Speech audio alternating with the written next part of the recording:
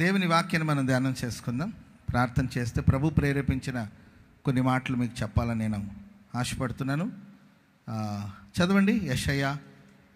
యెషయా ప్రవచన గ్రంథం 12వ అధ్యాయము 6వ వాక్యాన్ని మనం చదువుదాం. యెషయా గ్రంథం 12వ అధ్యాయము 6వ వాక్యాన్ని మనం చదువుదాం. సియోను నివాసి ఉత్సాహధ్వనిని బిగ్గరగా చేయము. నీ మధ్యనున్న ఇశ్రాయేలు యొక్క పరిశుద్ధ దేవుడు గనుడై ఉన్నాడు. స్తోత్రం చెప్పండి గట్టిగా గట్టిగా. హల్లెలూయా. సియోను నివాసి ఉత్సాహధ్వని బిగ్గరగా చేయాలంట. ఉత్సాహంగా ఉన్న వాళ్ళందరూ ఒకసారి హల్లెలూయా చెప్పండి చూద్దాం. ఇది బిగ్గరగా అంటారు దీన్ని, బిగిసుకొని పోయి కదండి, బిగ్గరగా ఒకసారి ఉత్సాహంతో హల్లెలూయా హల్లెలూయా. ఉత్సాహధ్వని. రకరకాలమైన ధ్వనులు ఉంటాయి. కొందరు గట్టి గట్టిగా అరిచినంత మాత్రానికి అది ఉత్సాహం కాదు. ఆర్భటించినంత మాత్రానికి అది ఉత్సాహం కాదు. ఉత్సాహము, సంతోషము, ఉల్లాసము, ఆనందము అనేది మన హృదయంలో కలగాలి. ఆ ఉత్సాహము, ఆ సంతోషము, ఆ ఉత్సాహం గంభీరమైన ధ్వనితో బిగ్గరగా మనం ఆ ఉత్సాహ ధ్వని చేయాలని వాక్యం సెలవిస్తుంది. ఎందుకంటే మన మధ్యలో ఉన్న మన దేవుడు ఇశ్రాయేలు పరిశుద్ధ దేవుడు. స్తోత్రం చెప్పండి అందరు గట్టిగా. ఇశ్రాయేలు పరిశుద్ధ దేవుడు మన మధ్యలో ఘనుడై ఉన్నాడంట. ఘనమైన దేవుడుగా, ఘనమైన కార్యాలు చేయగలిగిన దేవుడుగా, ఇశ్రాయేలు పరిశుద్ధ దేవుడుగా ఆయన మన మధ్యలో సంచరిస్తూ ఉంటాడు. ఎందుకు నేను ఉత్సహించాలి? ఎందుకు నేను సంతోషించాలి? ఏ చిన్నగా హల్లెలూయా చెప్తే సరిపోదా? అంత గట్టిగా హల్లెలూయా అని ఎందుకు చెప్పాలి?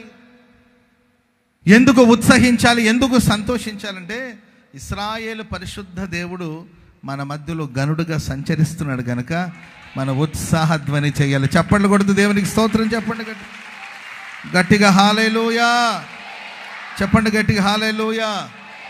దేవుని ప్రజలు ఉత్సాహంగా ఉండాలి. దేవుని ప్రజల హృదయం ఉల్లాసంగా ఉండాలి. దేవుని ప్రజలు సంతోషంగా ఉండాలి. దేవుని సన్నిధిలో ఆనందించాలి. పక్కన వాళ్ళని చూసి చెప్పండి, మీరు ఆనందంగానే ఉన్నారా అని అడగండి. నిజంగా మీరు ఉత్సాహంగానే ఉన్నారా? మీ ధ్వని ఉత్సాహ ధ్వనినేనా? ఒకవేళ మీరు ఉత్సాహంగా లేకపోతే చెప్పండి, ఉత్సాహంగా లేకపోతే ఉత్సాహ ధ్వని చెయ్యండి. ఇశ్రాయేలు పరిశుద్ధ దేవుడు మన మధ్యలో సంచరిస్తున్నాడు. చప్పట్లు కొడుతూ ప్రభుకి, చప్పట్లు కొడుతూ ప్రభుకి స్తోత్రం స్తోత్రం స్తోత్రములు స్తోత్రములు. హల్లెలూయా.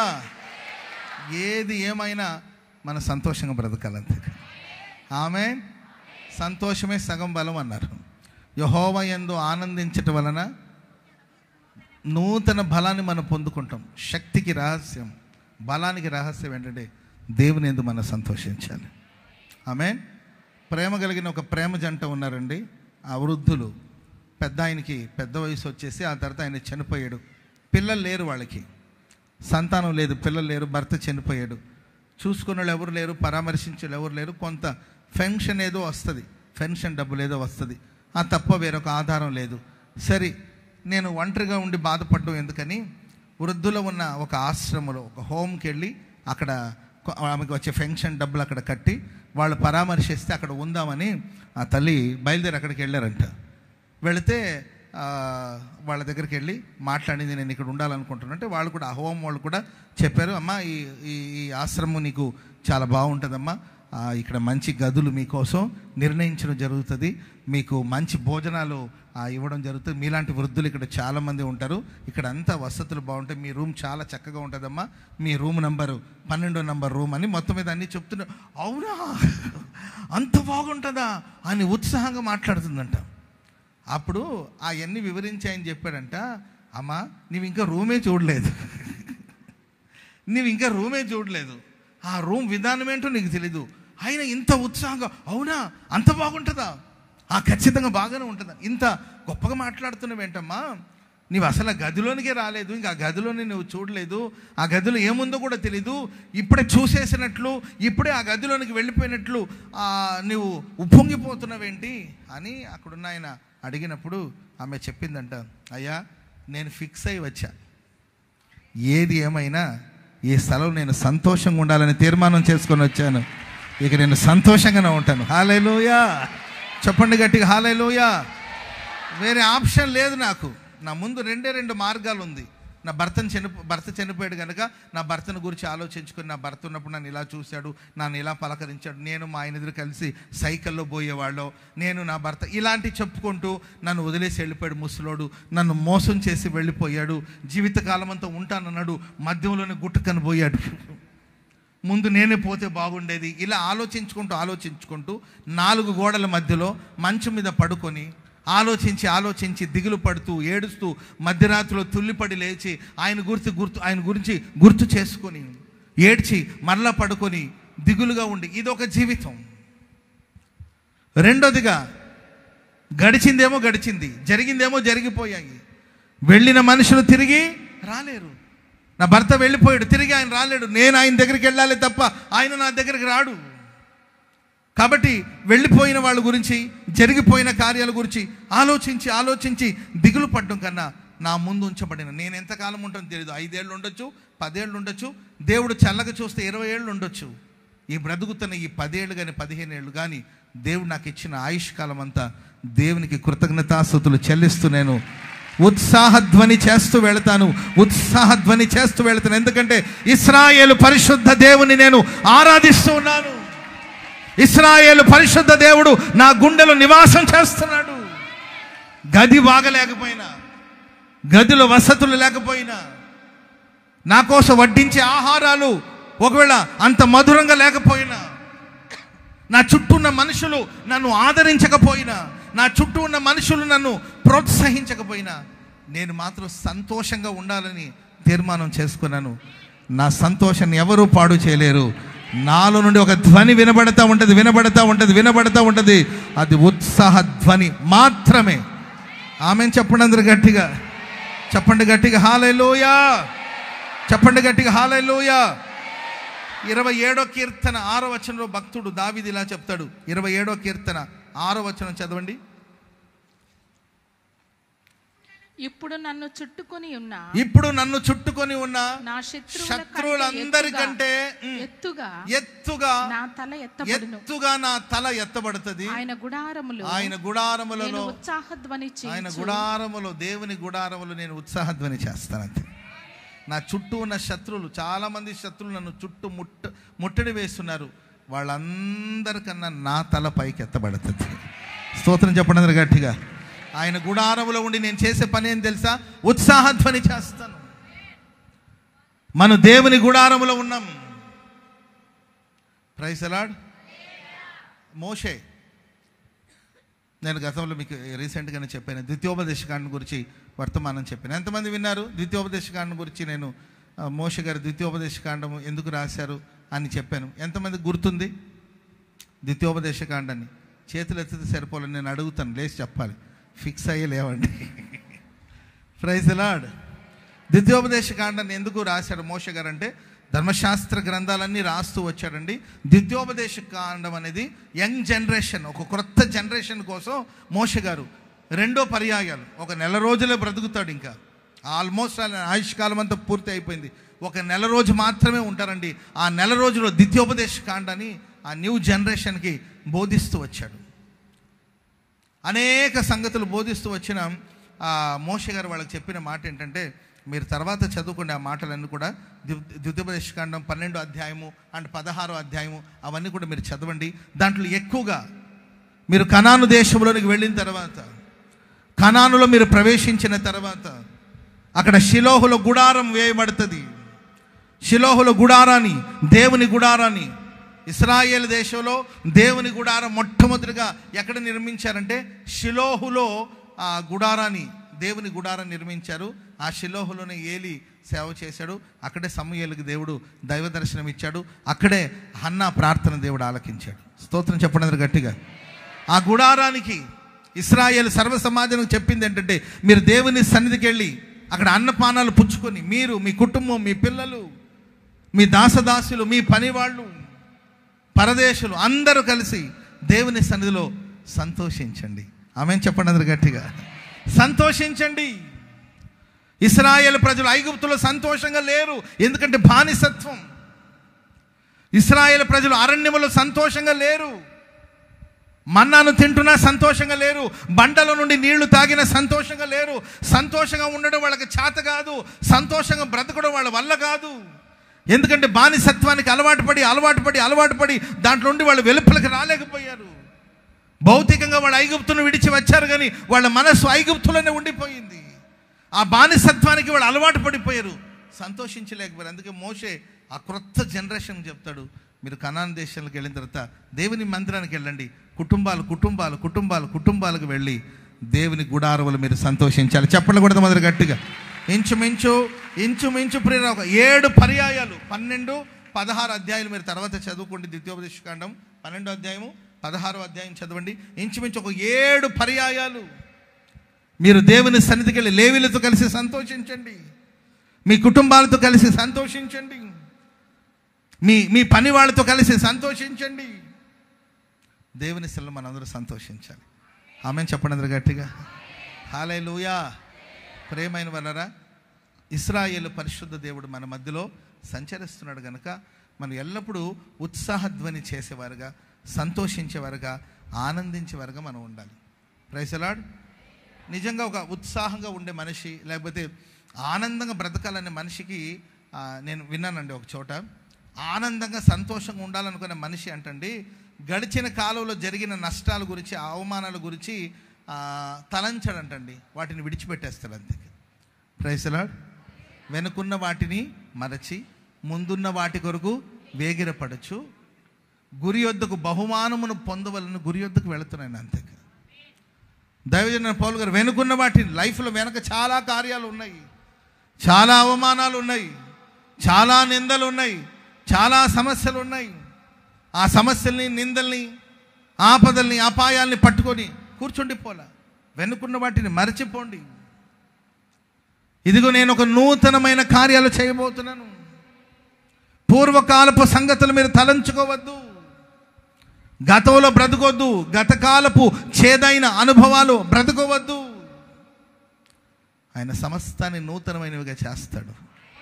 హల్లెలూయా. రూతు లైఫ్లో ఎన్నో చేదైన అనుభవం, భర్తను పోగొట్టుకునింది, తన తల్లింటిని పోగొట్టుకునింది, తన దేశాన్ని విడిచిపెట్టింది. నాకే ఎందుకు ఇలా సంభవించింది, ప్రభు నమ్ముకున్నాను కదా, ప్రభుని విశ్వసించాను కదా, నాకే ఎందుకు ఇలా సంభవించాలని కూర్చుంటూ ఆలోచించి ఉండిపోలేదండి. ఆ పాత అనుభవాలన్నీ విడిచిపెట్టి ముందుకు సాగిపోతూ ఉందండి. అందుకని ఆమె జీవితాన్ని దేవుడు మధురంగా ప్రభు మార్చి ఇశ్రాయేలు వంశావళిలో ఆమె పేరు చేర్చబడింది. స్తోత్రం చెప్పండి అందరూ గట్టిగా హల్లెలూయా. కనుక గడిచిన కాలంలో జరిగే ప్రతి వారి జీవితంలో ఒక గతం ఉంటుంది, ఒక పాత అనుభవాలు ఉంటుంది. ఏంటి, పాత అనుభవాలు ఎన్నో ఉంటాయి. వాటిని మనం విడిచిపెట్టడానికి సిద్ధంగా ఉండాలి, వాటిని మర్చిపోవడానికి సిద్ధంగా ఉండాలి. నేను ప్రభునందు సంతోషించాలి, ప్రభు సన్నిధిలో సంతోషించాలి, దేవుని గుడారములో సంతోషించాలి. దేవుడు నా జీవితంలో చేసిన మేళ్ళన్నిటిని బట్టి నేను సంతోషించాలి. Praise the lord. అండ్ కొంతమంది మనల్ని ప్రియులరా, మనల్ని కొందరు నిరాకరిస్తూ ఉంటారు, మనల్ని చిన్న చూపు చూస్తూ ఉంటారు, మనల్ని తక్కువ అంచనా వేస్తుంటారు, మనల్ని చిన్న చూపుతో చూస్తూ ఉంటారు. అవన్నీ మనసులోకి తీసుకోకూడదండి. ఎవరైనా నేను అవాయిడ్ చేస్తే, నేను దూరంగా పెట్టాలని చూస్తే, యేసయ్య గారు అంటారు, వాళ్ళు నిన్ను వెలివేయడం ఏంటి, నీవే వాళ్ళని వెలివేయవన్నారు. ఆమెను చెప్పండి గట్టిగా. Praise the lord. గుడ్డివాడిని దేవుడు బాగు చేస్తే ఆ ఊరోళ్ళందరూ అంటారు, నీకు ఎట్లా వచ్చింది చూపు, నీకు రాకూడదు కదా, అయినా సబ్బాత్ దినం అందు నీవు దృష్టి పొందడం ఏంటి, నీకు చూపునిచ్చింది ఎవరు, నేను బాగు చేసింది ఎవరు, నేను ఊర్లో నుండి వెలివేస్తాము అన్నాను వాళ్ళు అన్నారంట. అందుకే యేసయ్య గారు అంటారు, వాళ్ళు నిన్ను వెలివేయడం ఏంటి, నీవే వాళ్ళని వెలివేయాలంతేగా. స్తోత్రం చెప్పండి అందరు గట్టిగా. ఎవడైనా నిన్ను నిరాకరించాడనుకో, నిన్ను చిన్న చూపు చూశాడనుకోండి, పట్టించుకోవచ్చు. అనవసరమైన చెత్త చెదార అవమానాలు ఇవన్నీ కూడా తలలో పెట్టుకొని ఆలోచించి ఆరోగ్యాన్ని పాడు చేసుకోదు, మనసును పాడు చేసుకోదు. ఇప్పుడు ఒకటి మాత్రం వాస్తవం, ఇశ్రాయేలు పరిశుద్ధ దేవుడు మన మధ్యలో ఉన్నాడు. ఇశ్రాయేలు పరిశుద్ధ దేవుడు మన మధ్యలో ఉన్నాడు. ఆయన సన్నిధిలో మనం ఉల్లసించాలి, సంతోషించాలి, గంతులు వేసి ఆయన మనం ఆరాధించాలి. ఆయన మన మధ్యలో సంచరిస్తున్నాడు. హల్లెలూయా. చెప్పండి గట్టిగా, హల్లెలూయా. సరే, ఇశ్రాయేలు పరిశుద్ధ దేవుని యొక్క ఆ గనుడైన దేవుని యొక్క కార్యాలేంటో ఒక 2-3 మాటలు నేను మీకు వాక్యాన్ని చెప్తూనే ఉంటాను. కలిసి మనం ప్రార్థన చేద్దాం. Praise the Lord. మొదటి మాట యెషయా గ్రంథం 43వ అధ్యాయము 3వ వాక్యాన్ని మనం చదువుదాం. యెషయా గ్రంథం 43వ అధ్యాయము 3వ వాక్యం. యెహోవానగు నేను నీకు దేవుడను, యెహోవానగు నేనే నీ దేవుడను, ఇశ్రాయేలు పరిశుద్ధ దేవుడైన నేనే నిన్ను రక్షించువాడను. చాలు. యెహోవానగు నేనే నీ దేవుడను, ఇశ్రాయేలు పరిశుద్ధ దేవుడైన నేనే నిన్ను రక్షించువాడను. స్తోత్రం చెప్పండి అందరు గట్టిగా. ఇశ్రాయేలు పరిశుద్ధ దేవుడు మనల్ని అందరూ రక్షిస్తాడు. హల్లెలూయా.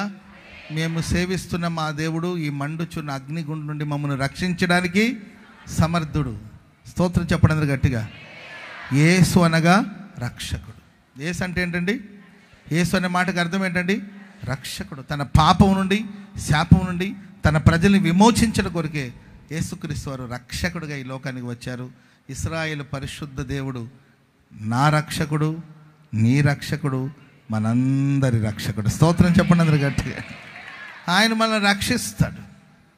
పరిశుద్ధ గ్రంథంలో ఒక సందర్భాన్ని చూస్తాం. సమూయేలు మొదటి గ్రంథం 17వ అధ్యాయము 34వ వచనం నుండి చదువుదాం. సమూయేలు మొదటి గ్రంథం 17వ అధ్యాయము 34 నుండి చదవండి. అందుకు దావీదు సౌలుతో ఇట్లా నేను నీ దాసుడైన నేను నా తండ్రి యొక్క గొర్రెలను కాయుచు ఉండగా సింహమును ఎలుగుబంటియు వచ్చి మందలో నుండి ఒక గొర్రెను ఎత్తుకొని పోవచ్చుండగా. మీరు బాగా వినాలి ఇక్కడ. నా తండ్రి యొక్క మందను కాయుచుండగా సింహమును ఎలుగుబంటియు వచ్చి. ఎవరెవరు వచ్చారు? ఒక్కొక్కటిగా వచ్చినాయా లేకపోతే 2 వచ్చినాయా? ఇక్కడ రాయబడిన మాట మనకేం చెప్తుంది? సింహమును ఎలుగుబంటియు వచ్చి మందలో నుండి ఒక గొర్రె పిల్లను ఎత్తుకొని పోవచ్చు ఉండగా. మనం ఏమనుకుంటుంటే ఒకసారి సింహం వచ్చి ఉంటుంది, అప్పుడు సింహము గొర్రెపిల్లని ఎత్తుకెళ్ళింది, ఇంకొకసారి ఎలుగుబంటి వచ్చింది, ఎలుగుబంటి తీసుకెళ్ళింది. కానీ ఇక్కడ చదవబడిన మాటలో సింహము ఎలుగుబంటి 2 ఒకేసారి వచ్చిందంట. సింహము ఎలుగుబంటి 2 వచ్చి అంత మంది ఉన్నప్పుడు సింహం ఒక గొర్రెపిల్లని, ఎలుగుబంటి ఒక గొర్రెపిల్లని తీసుకెళ్ళచ్చు కదా. ఆ 2 వచ్చి ఒకే గొర్రెపిల్లని పట్టుకునిందంట. చదవండి మా. నేను దానిని తరిమి చంపి దాని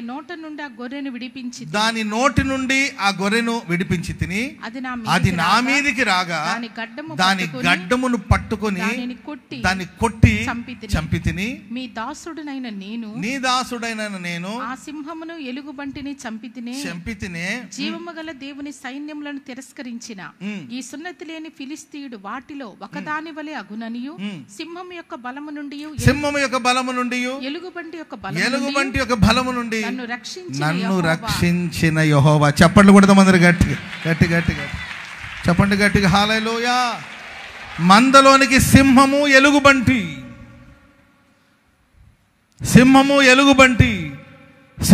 ఎలుగుబంటి వచ్చేసి అపవాదికి సాతానుకు సాదృశ్యం.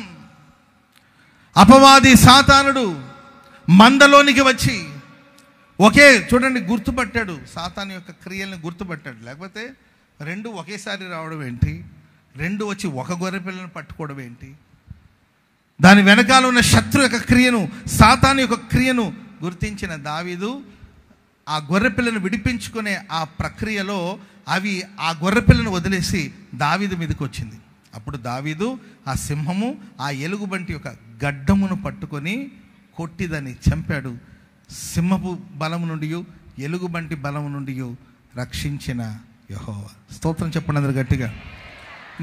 మీ ఆత్మీయ జీవితంలో కావచ్చు, మీ కుటుంబ జీవితంలో కావచ్చు, అండ్ సంఘములో కావచ్చు, సింహము ఎలుగుబంటి వచ్చి వాటి యొక్క బలం ద్వారా నీవు బలహీనుడుగా మారాలని ఒకవేళ మీ మీద క్రియ చేస్తుందేమో, వాటి బలం నుండి నా దేవుడు మనల్ని రక్షించడానికి శక్తిమంతుడు, సమర్థుడైన దేవుడు.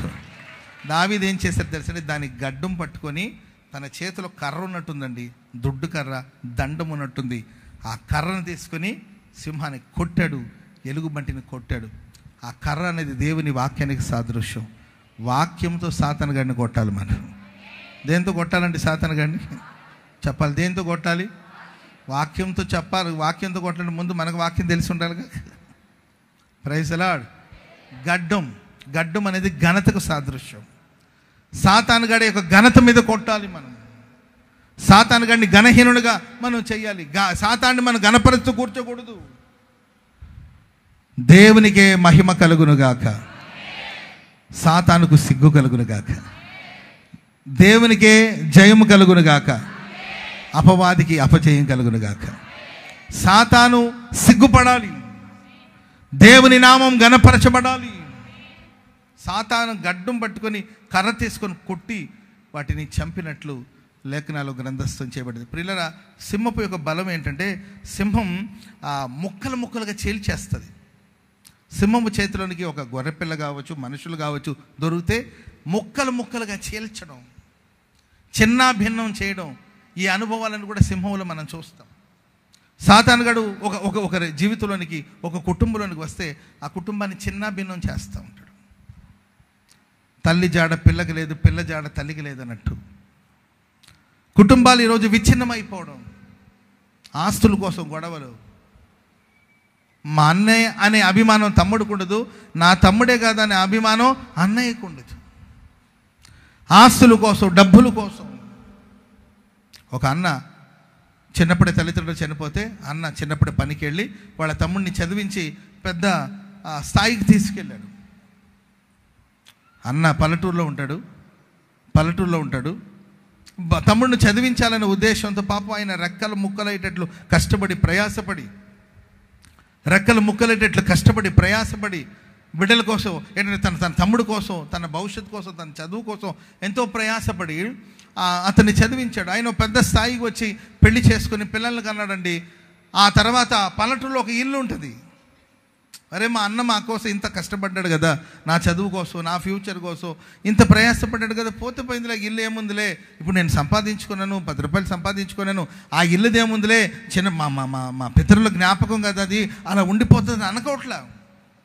ఆ ఇంటి విషయంలో గొడవలు, ఆ ఇంటి విషయంలో యుద్ధాలు, పోరాటాలు. వాళ్ళ అన్న అంటాడు, ఒరే నీకోసం నేను ఎంత ఖర్చు పెట్టాను, ఎంత ప్రయాసపడ్డాను రా, ఈ ఇంటి కోసం నువ్వు ఇంత పేచీలు పెట్టుకుంటే అవన్నీ చెప్పదు నాకు. ఆస్తి వాటాలు పంచాల్సిందే, నా భాగం నాకు ఇవ్వాల్సిందే. వాళ్ళ అన్న కూడా కోపం వచ్చిందండి. సరే కోర్టుకి వెళ్దామని కోర్టుకి వెళ్ళాడు.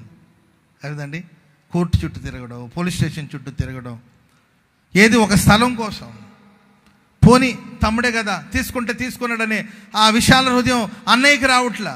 నేను పెంచిన పిల్లోడే కదా, నేను పెంచి పెద్ద చేసినోడే కదా, వాడు బాగుండాలని కదా చదివించాను, వాడు బాగుపడతాడు కదా అనే మనసు ఇటు అన్నయ్యకి లేదు. అరే, మా అన్న నా కోసం ఇంత కష్టపడ్డాడు కదా, పోనీ ఆ ఇంటిదేముంది భాగ్యం, దేవుడు నన్ను చల్లగా చూస్తే ఇలాంటి 10 ఇళ్ళు కట్టుకోవచ్చు అనే మనసు ఏంటంటే తమ్ముడికి లేదు.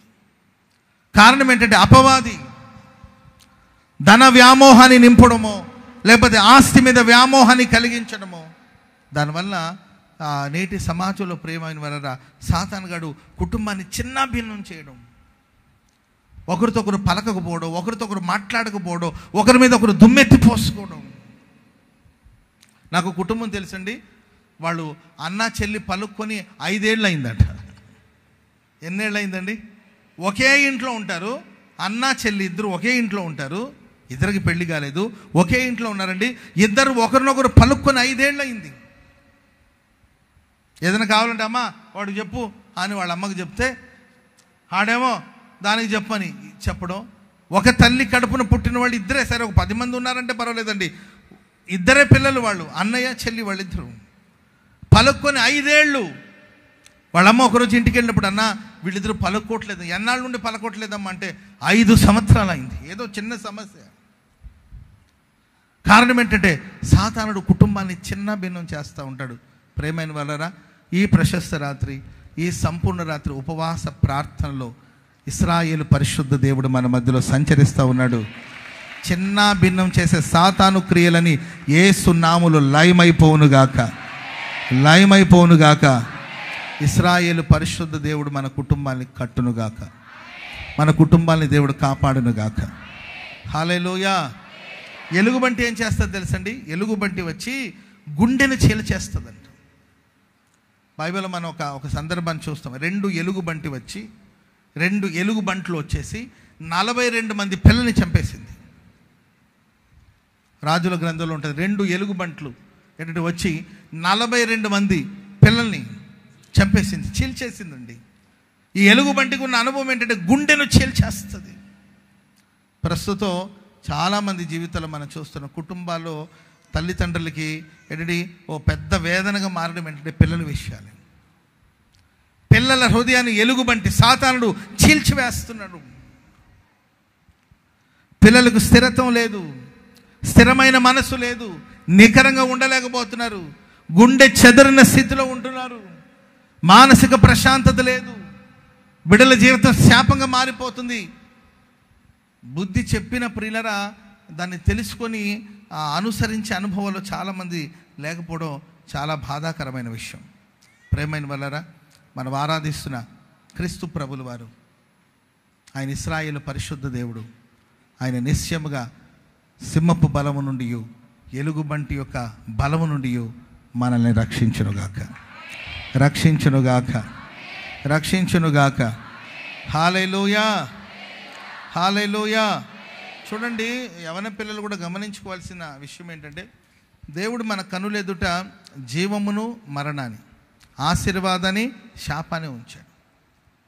మన కళ్ళు ముందు జీవం ఉంది, మరణం ఉంది, ఆశీర్వాదం ఉంది, శాపం ఉంది. చూస్ చేసుకోవాల్సింది నీవే, ఎంపిక చేసుకోవాల్సింది నీవే.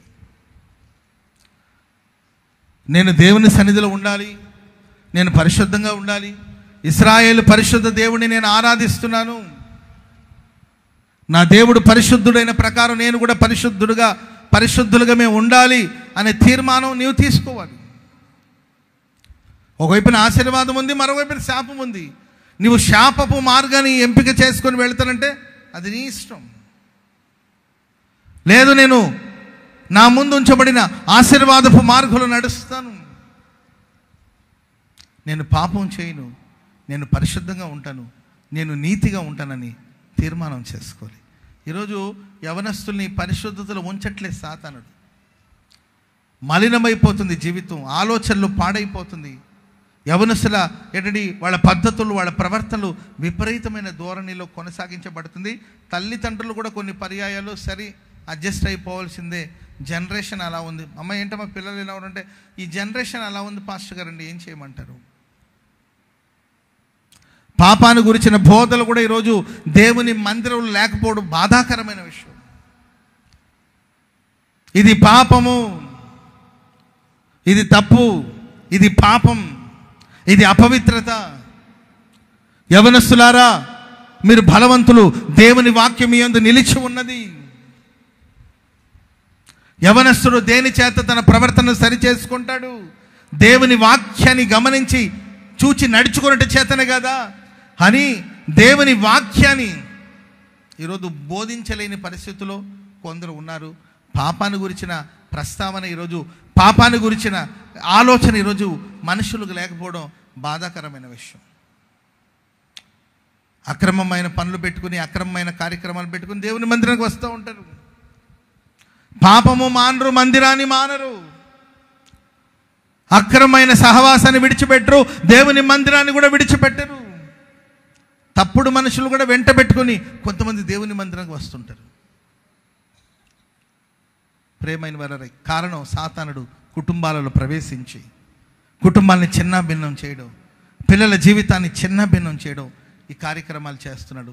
అందుకొరకు ఈ ప్రశస్త రాత్రి ఇశ్రాయేలు పరిశుద్ధ దేవుడైన మన దేవుడు మనల్ని ఆ సాతాను చేతి నుండి విడిపించడానికి శక్తిమంతుడు, సమర్థుడైన దేవుడు. స్తోత్రం చెప్పండి గట్టిగా, గట్టిగా హల్లెలూయా.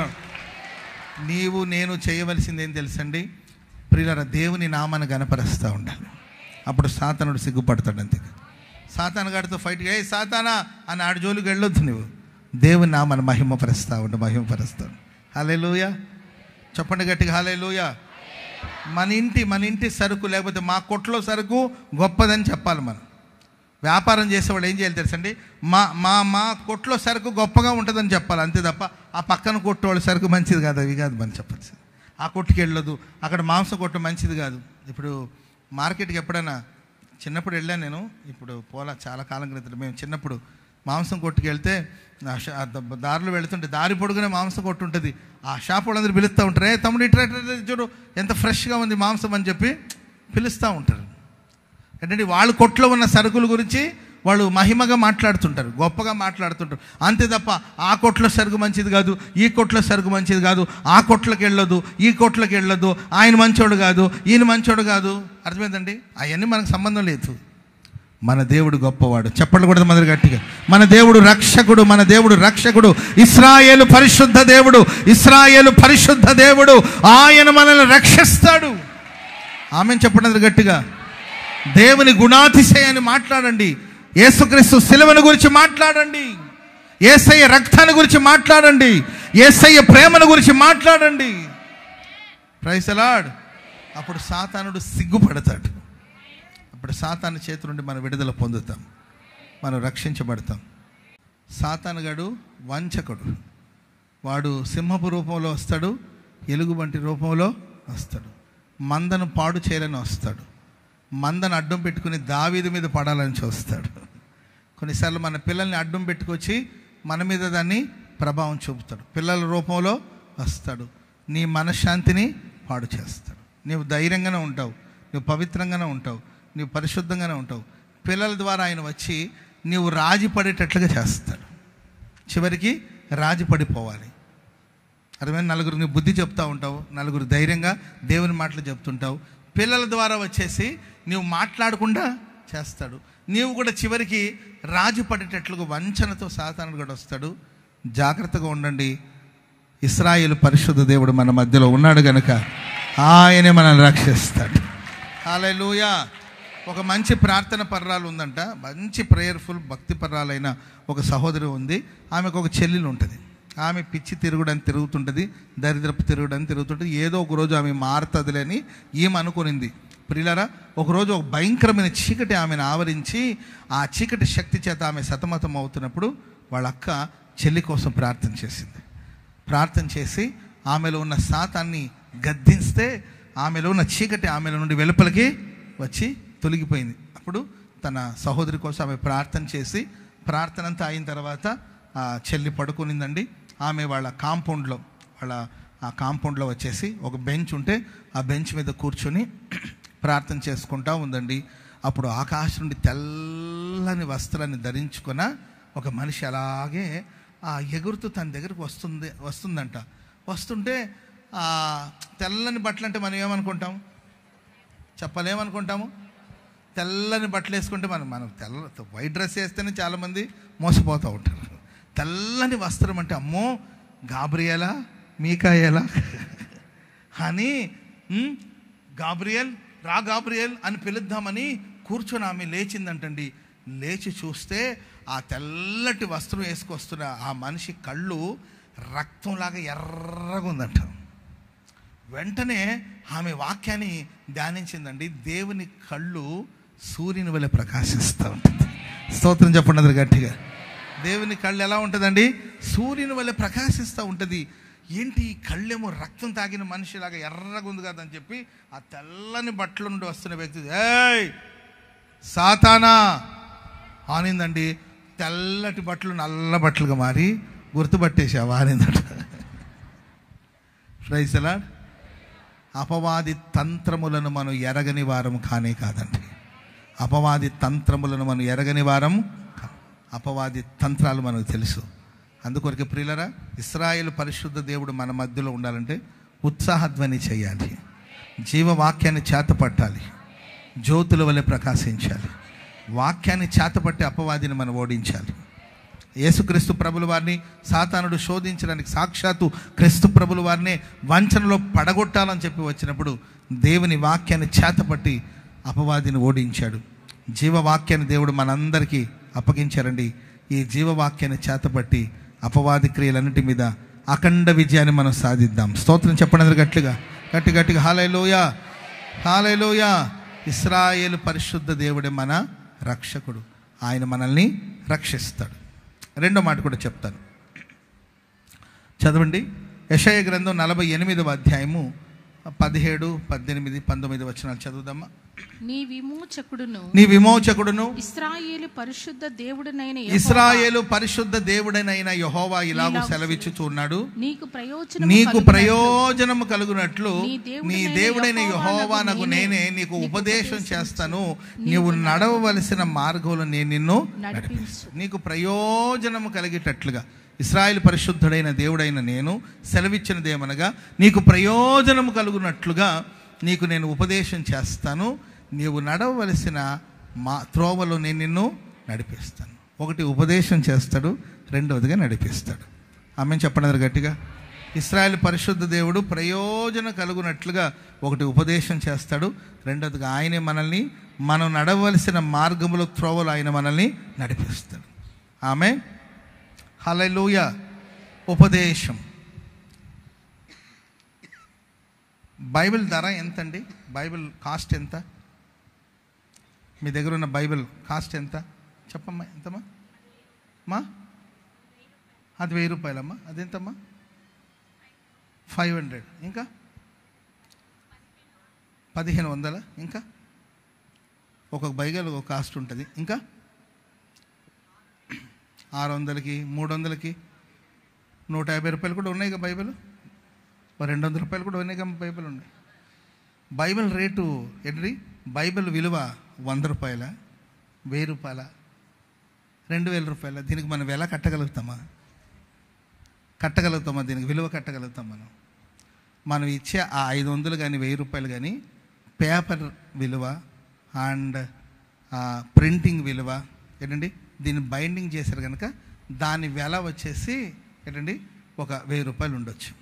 కానీ దానిలో రాయబడిన ఉపదేశం ఉంది కదండి, దానికి మనం వెల కట్టగలుగుతామా? వెల కట్టలేనంత గొప్ప సంపద ఈ పరిశుద్ధ గ్రంథంలో ఉంది. స్తోత్రం చెప్పండి గట్టిగా. హల్లెలూయా హల్లెలూయా. ఇది మనకు ప్రయోజనాన్ని కలిగించే ఉపదేశం. పరిశుద్ధ గ్రంథమైన బైబిల్ మనకు ప్రయోజనాన్ని కలిగించే ఉపదేశం. ఇశ్రాయేలు పరిశుద్ధ దేవుడు మానవ కోటికి, మానవ సంతతికి ప్రయోజనం కలిగించే ఎన్నో శ్రేష్టమైన ఉపదేశాన్ని దేవుడు మనకిచ్చాడు. ప్రియులరా, ఈ వాక్యం మనకు ఉపదేశాన్ని అందించడమే కాకుండా మనం వెళ్ళవలసిన త్రోవలో ఈ వాక్యమే మనల్ని నడిపిస్తుంది. ఆమేన్ చెప్పండి అందరు గట్టిగా. చెప్పండి గట్టిగా. హల్లెలూయా హల్లెలూయా. ఒక ముసలావిడ ఉందండి. ఆమెకి దాదాపుగా 56 సంవత్సరాలు, 56 కాదండి, ఒక 68 సంవత్సరాల వయసు ఆమెకి. ఎన్ని సంవత్సరాలండి? 68 సంవత్సరాలు. ఈమె ఎవరినైనా పాములు కరిసింది అనుకోండి, దానికి మెడిసిన్ ఇస్తూ ఉంటుంది, మందు ఇస్తూ ఉంటుంది. ఎవరైనా పాములు కాటేసిన, పాములు కానీ తేళ్లు కానీ కాటేసిన, ఎటువంటి పాములు కొరికినా వాటికి మెడిసిన్ ఇస్తూ ఉంటుంది. ఎప్పటి నుండి ఇస్తుంది మెడిసిన్ అంటే, తనకు 18 సంవత్సరాల వయసు ఉన్నప్పటి నుండి ఇప్పుడు ఆమెకి 68 సంవత్సరాలు. అంటే ఎన్ని సంవత్సరాలు మెడిసిన్ ఇచ్చింది అందరికీ? 50 సంవత్సరాలు అందరికీ పాము కాటేసిన వాళ్ళకి, పాము కరిసిన వాళ్ళకి మందు ఇస్తుంది. అది ఎలాంటి పాము అయినా. పాములు రకాలు ఉంటాయి, రకరకాలమైన జాతులు ఉంటాయి. ఏ పాము కరిసినా ఆమె దగ్గర తీసుకొస్తే ఆమె ఏదో మందిస్తుందండి. మందిస్తుందో మంత్రం వేస్తుందో ఏదో ఒకటి చేస్తుంది, ఆ విషయం తగ్గిపోతుంది, వాళ్ళు బాగుపడిపోతారు. 50 సంవత్సరాల నుండి అందరికి మెడిసిన్ ఇస్తూ ఉంటుందండి. రకరకాలమైన పాములు తెలుసు ఆమెకి. రకరకాలమైన 50 సంవత్సరాల నుండి ఎన్నో రకాలైన పాములు చూసిన ఈ తల్లిని ఒకరోజు పాము కాటేసింది. మీకు అర్థమైందండి? 50 ఏళ్లలో ఎన్ని రకాలైన పాములు చూస్తుంటుందో, ఎన్ని రకాలైన పాములు కాటేసిన వాళ్ళు తన దగ్గరకు వచ్చారో, ఎంతమందికి ఆమె మెడిసిన్ ఇచ్చి ఉంటుందో. ఒకరోజు ఈమెకి పాము కాటేసిందంట. కాటేయంగానే ఈమె నోట్ల నుండి నురుగు బయటకు వచ్చేసి కింద పడి గిలగిల కూడా పోట్లాడుకుంటా ఉందండి. ఎవరో చూసి పరుగున వచ్చేసి, అమ్మ ఏమైందమ్మా ఏమైందంటే, ఏంటంటే మాట్లాడే ఇది లేదు, మొత్తం మీద సైగ చేసింది. పాము కాటేసిందంటే అప్పుడు వెంటనే అన్నారు, అమ్మ నీవే చాలామందికి పాము కాటేసిన వాళ్ళందరూ కూడా మెడిసిన్ ఇచ్చావు కదా, మందు ఇచ్చావు కదా, అసలు ఆ మందు సంగతి నాకు చెప్తే నేను ఇక ఆ మెడిసిన్ ఇస్తాను. ఆ మందు ఏదో నాకు ఒకసారి చెప్పావనుకో, నీకు మెడిసిన్, నేను ఆ మందు నీకేస్తా, నీవు బాగుపడతావు కదంటే, ఈ ముసలిదంటది ఈ విద్య కానీ వాడికి చెప్తే అర్థమైందండి, రేపటి రోజు నుండి నా కొట్టు పక్కన వాడు ఇంకో కొట్టు పెడతాడు. అర్థమైందండి. ఇది కానీ వాడికి నేర్పించాను అనుకో, సమస్య ఇదేనండి. వీడికి నేర్పించాను అనుకో, రేపు వీడు, ఎందుకంటే ప్రస్తుతం అదే జరుగుతుంది, ఈ కొట్టులో నేర్చుకొని ఈ కొట్టు పక్కన ఇంకో కొట్టు పెడుతున్నారు, ఈ చర్చిలో నేర్చుకొని పక్కన ఇంకొక చర్చి పెడుతున్నారు. అర్థమైందండి. ఇక్కడ నేర్చుకున్న విద్య వెంటనే ఇంకొక పక్కన ఇంకొక కొట్టు పెడుతున్నారు. ఎందుకు వచ్చింది నీకు నేర్పించేదని, అమ్మ చెప్పమ్మా నీకు మందు వేస్తాను, నీకు మెడిసిన్ ఏం మందు వేయాలో చెప్పమ్మా, ఈ పాము కాటికి ఏం మందు వేయాలో చెప్పు అంటుంటే అసలు ఆడికి ఎక్కడ చెప్పాల్సి వస్తుందని ఆలోచించి అలాగే చచ్చింది. అర్థమైందండి. అంటే మనుషులు ఎంతసేపుకి తన స్వప్రయోజనాన్ని మాత్రమే కోరుకుంటాడు. ఏది చేసినా నేను బాగుండాలి, నా ప్రయోజనం, దీనివల్ల నాకు ప్రయోజనం కలుగుతుందా అని ఆలోచిస్తారు తప్ప సాటి మనిషికి ప్రయోజనం కలిగే సంగతులు ఎవరైనా బోధిస్తున్నారంటే బహు అరుదుగా కనబడుతున్నారు. కానీ మన దేవుడు నీకు ప్రయోజనం కలిగినట్లు నా ప్రతి ఉపదేశం నీకు ప్రయోజనాన్ని కలిగిస్తాడు. చెప్పండి కూడా మంది గట్టిగా హల్లెలూయా. నీవు నడవవలసిన మార్గంలో, నీవు నడవవలసిన త్రోవలో నేను నిన్ను నడిపిస్తాను. యేసుక్రీస్తు ప్రభుల వారు భూమి మీద సంచరించినప్పుడు ఆయన చేసిన ఉపదేశం, ఆయన చేసిన బోధ, మత్తయి సువార్త 5, 6, 7 అధ్యాయాలు మీరు చదివి చూడండి. ఎంత శ్రేష్టమైన సంపద, ఎంత శ్రేష్టమైన సంపద. ఆత్మలో దీనులైన వారు ధన్యులు, పరలోక రాజ్యము. పరలోకానికి వెళ్ళాలంటే ఏమై ఉండాలి? మనం ఆత్మలో దీనులై ఉండాలి.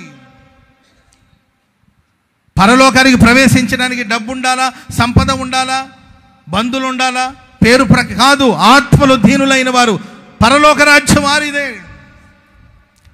దుఃఖపడు వారు ధన్యులు, వాళ్ళు ఓదార్చబడతారు. దుఃఖించేవాళ్ళు దుఃఖిస్తున్నారా? మీకు ఒక ఓదార్పు ఉంది, అది దేవుని ఓదార్పు. సాత్వికులు ధన్యులు. భూలోకాన్ని స్వతంత్రించుకోవాలంటే ఏంటంటే రక్తపాతంతో కాదు, భూలోకాన్ని స్వతంత్రించుకోవాలి, సాత్వికమైన మనసు. యేసు ప్రభువు అన్నాడు, నేను సాత్వికుడను, దీన మనస్సు గలవాడను. ఈరోజు ప్రపంచమంతా దేవుని సొంతమైంది. చెప్పండి కూడా మంది గట్టిగా కత్తిని పట్టుకొని, ఆయుధాలను పట్టుకొని ప్రపంచాన్ని స్వాధీనపరచుకోవాలని ప్రయాణం చేసిన వాళ్ళు ఎందరో పతనం అయిపోయారు. రక్తపాతంతో, కత్తితో మనుషుల శవాల మీద రాజ్యాన్ని స్థాపించి చిరకాలం తమ రాజ్యం ఉండాలని, వాళ్ళ సామ్రాజ్యం ఉండాలని ప్రయత్నించిన వాళ్ళ రాజ్యం పతనం అయిపోయింది. ప్రపంచానంతా ఏలుబడి చేయాలి, పరిపాలించాలని చెప్పి కోపంతో, ఏంటండి రోషంతో, ఉగ్రతతో పోరాడిన వాళ్ళందరి రాజ్యాలు పతనం అయిపోయిందండి. వాళ్ళ పేరు తుడిచిపెట్టబడిపోయింది. వాళ్ళ పేరు, వాళ్ళ ప్రస్తావన తీస్తే వాళ్ళు ఎవరో కూడా నేటి సమాజానికి మేబీ తెలియకపోవచ్చు. కానీ మనం ఆరాధిస్తున్న యేసుక్రీస్తు సాత్వికుడుగా, దీన మనస్సు గలవాడుగా ప్రపంచాన్ని సొంతం చేసుకున్నారు. స్తోత్రం చెప్పండి అందరూ గట్టిగా హల్లెలూయా. అన్ని నామము కన్నా పైనామం యేసయ్యకి ఇవ్వబడిందండి. ప్రతి నోరు ఆయన దేవుడిని ఒప్పుకునేటట్లుగా ప్రభు చేశాడు. ప్రతి మోకాళ్ళు ఆయన ఎదుట వంగేటట్లుగా దేవుడు చేశాడు. స్తోత్రం చెప్పండి అందరూ గట్టిగా హల్లెలూయా. సాత్వికమైన పరిచర్యలు నీది, సూర్యకాంతి.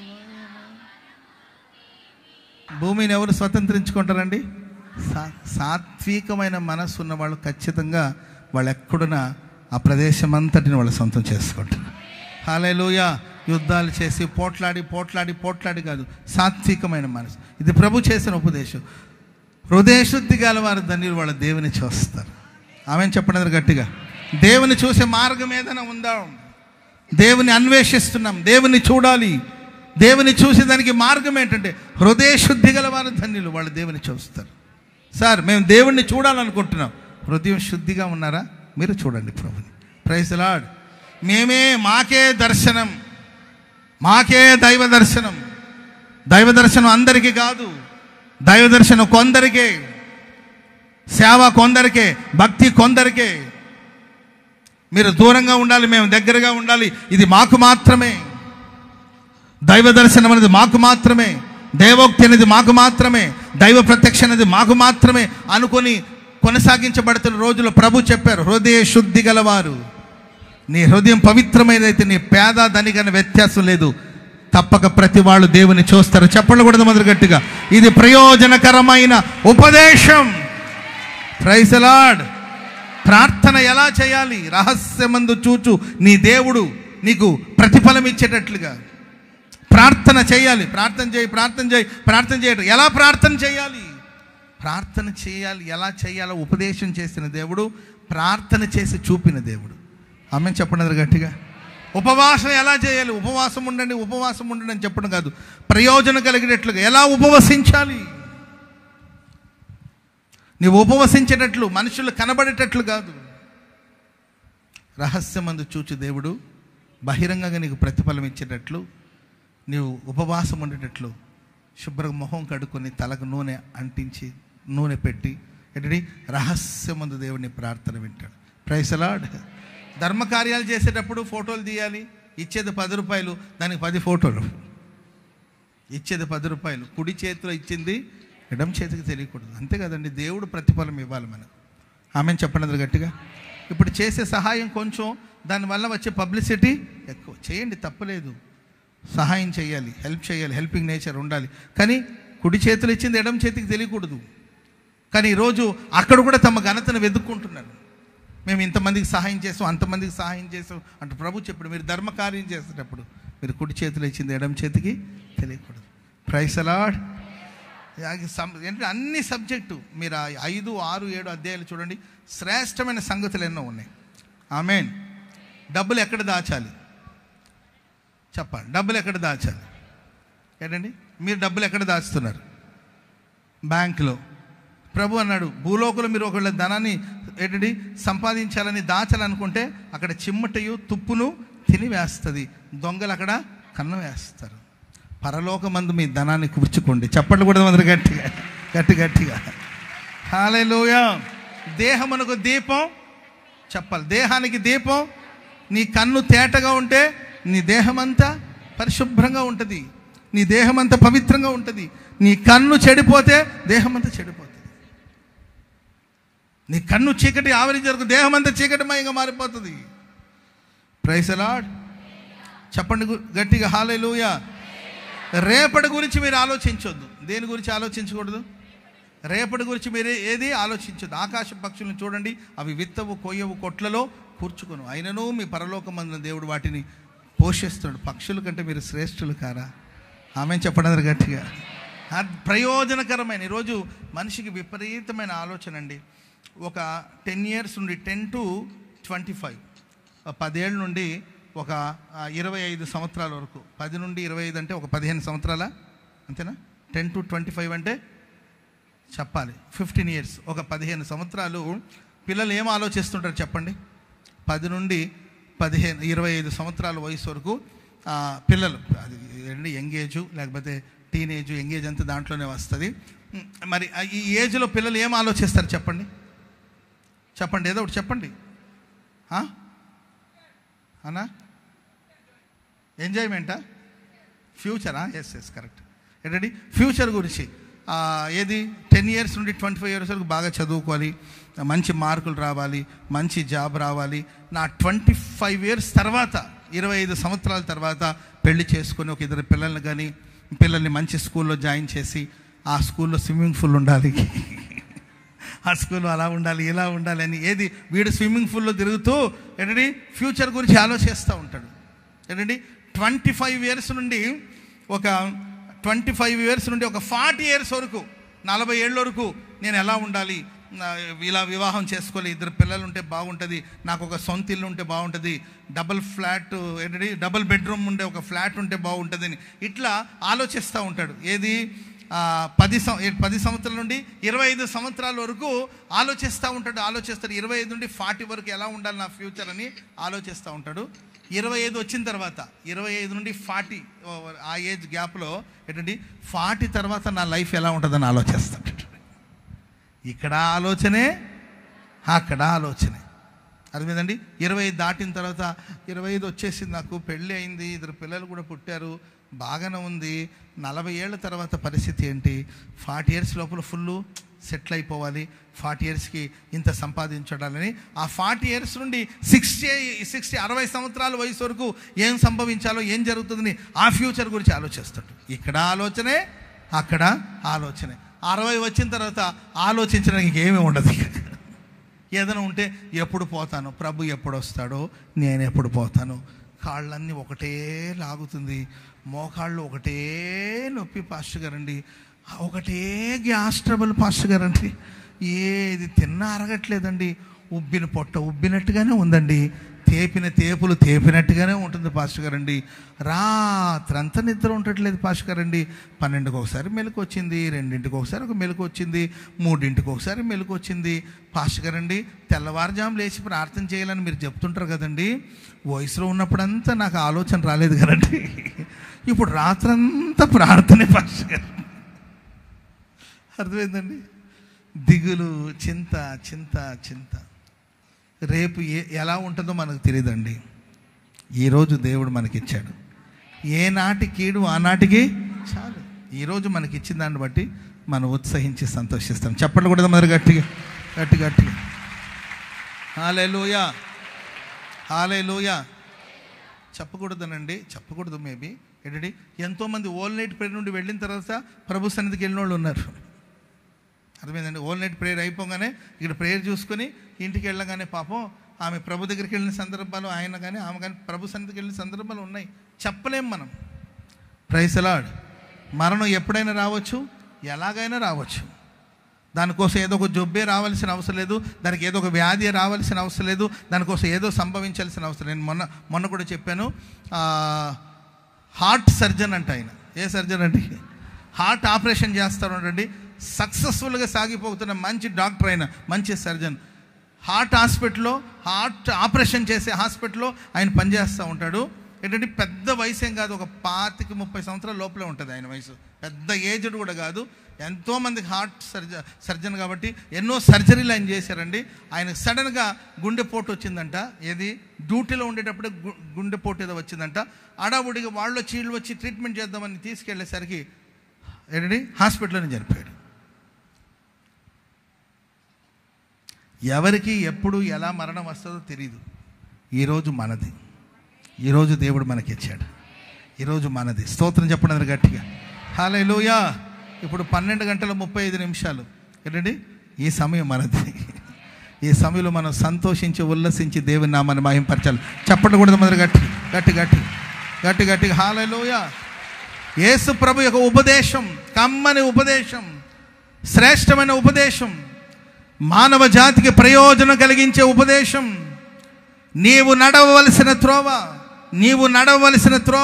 నీవు వెళ్ళవలసిన మార్గాన్ని దేవుడు నీకు బోధించడమే కాకుండా దేవుడు తోడుగా ఉండి ఆ మార్గంలో మనల్ని నడిపిస్తాడు.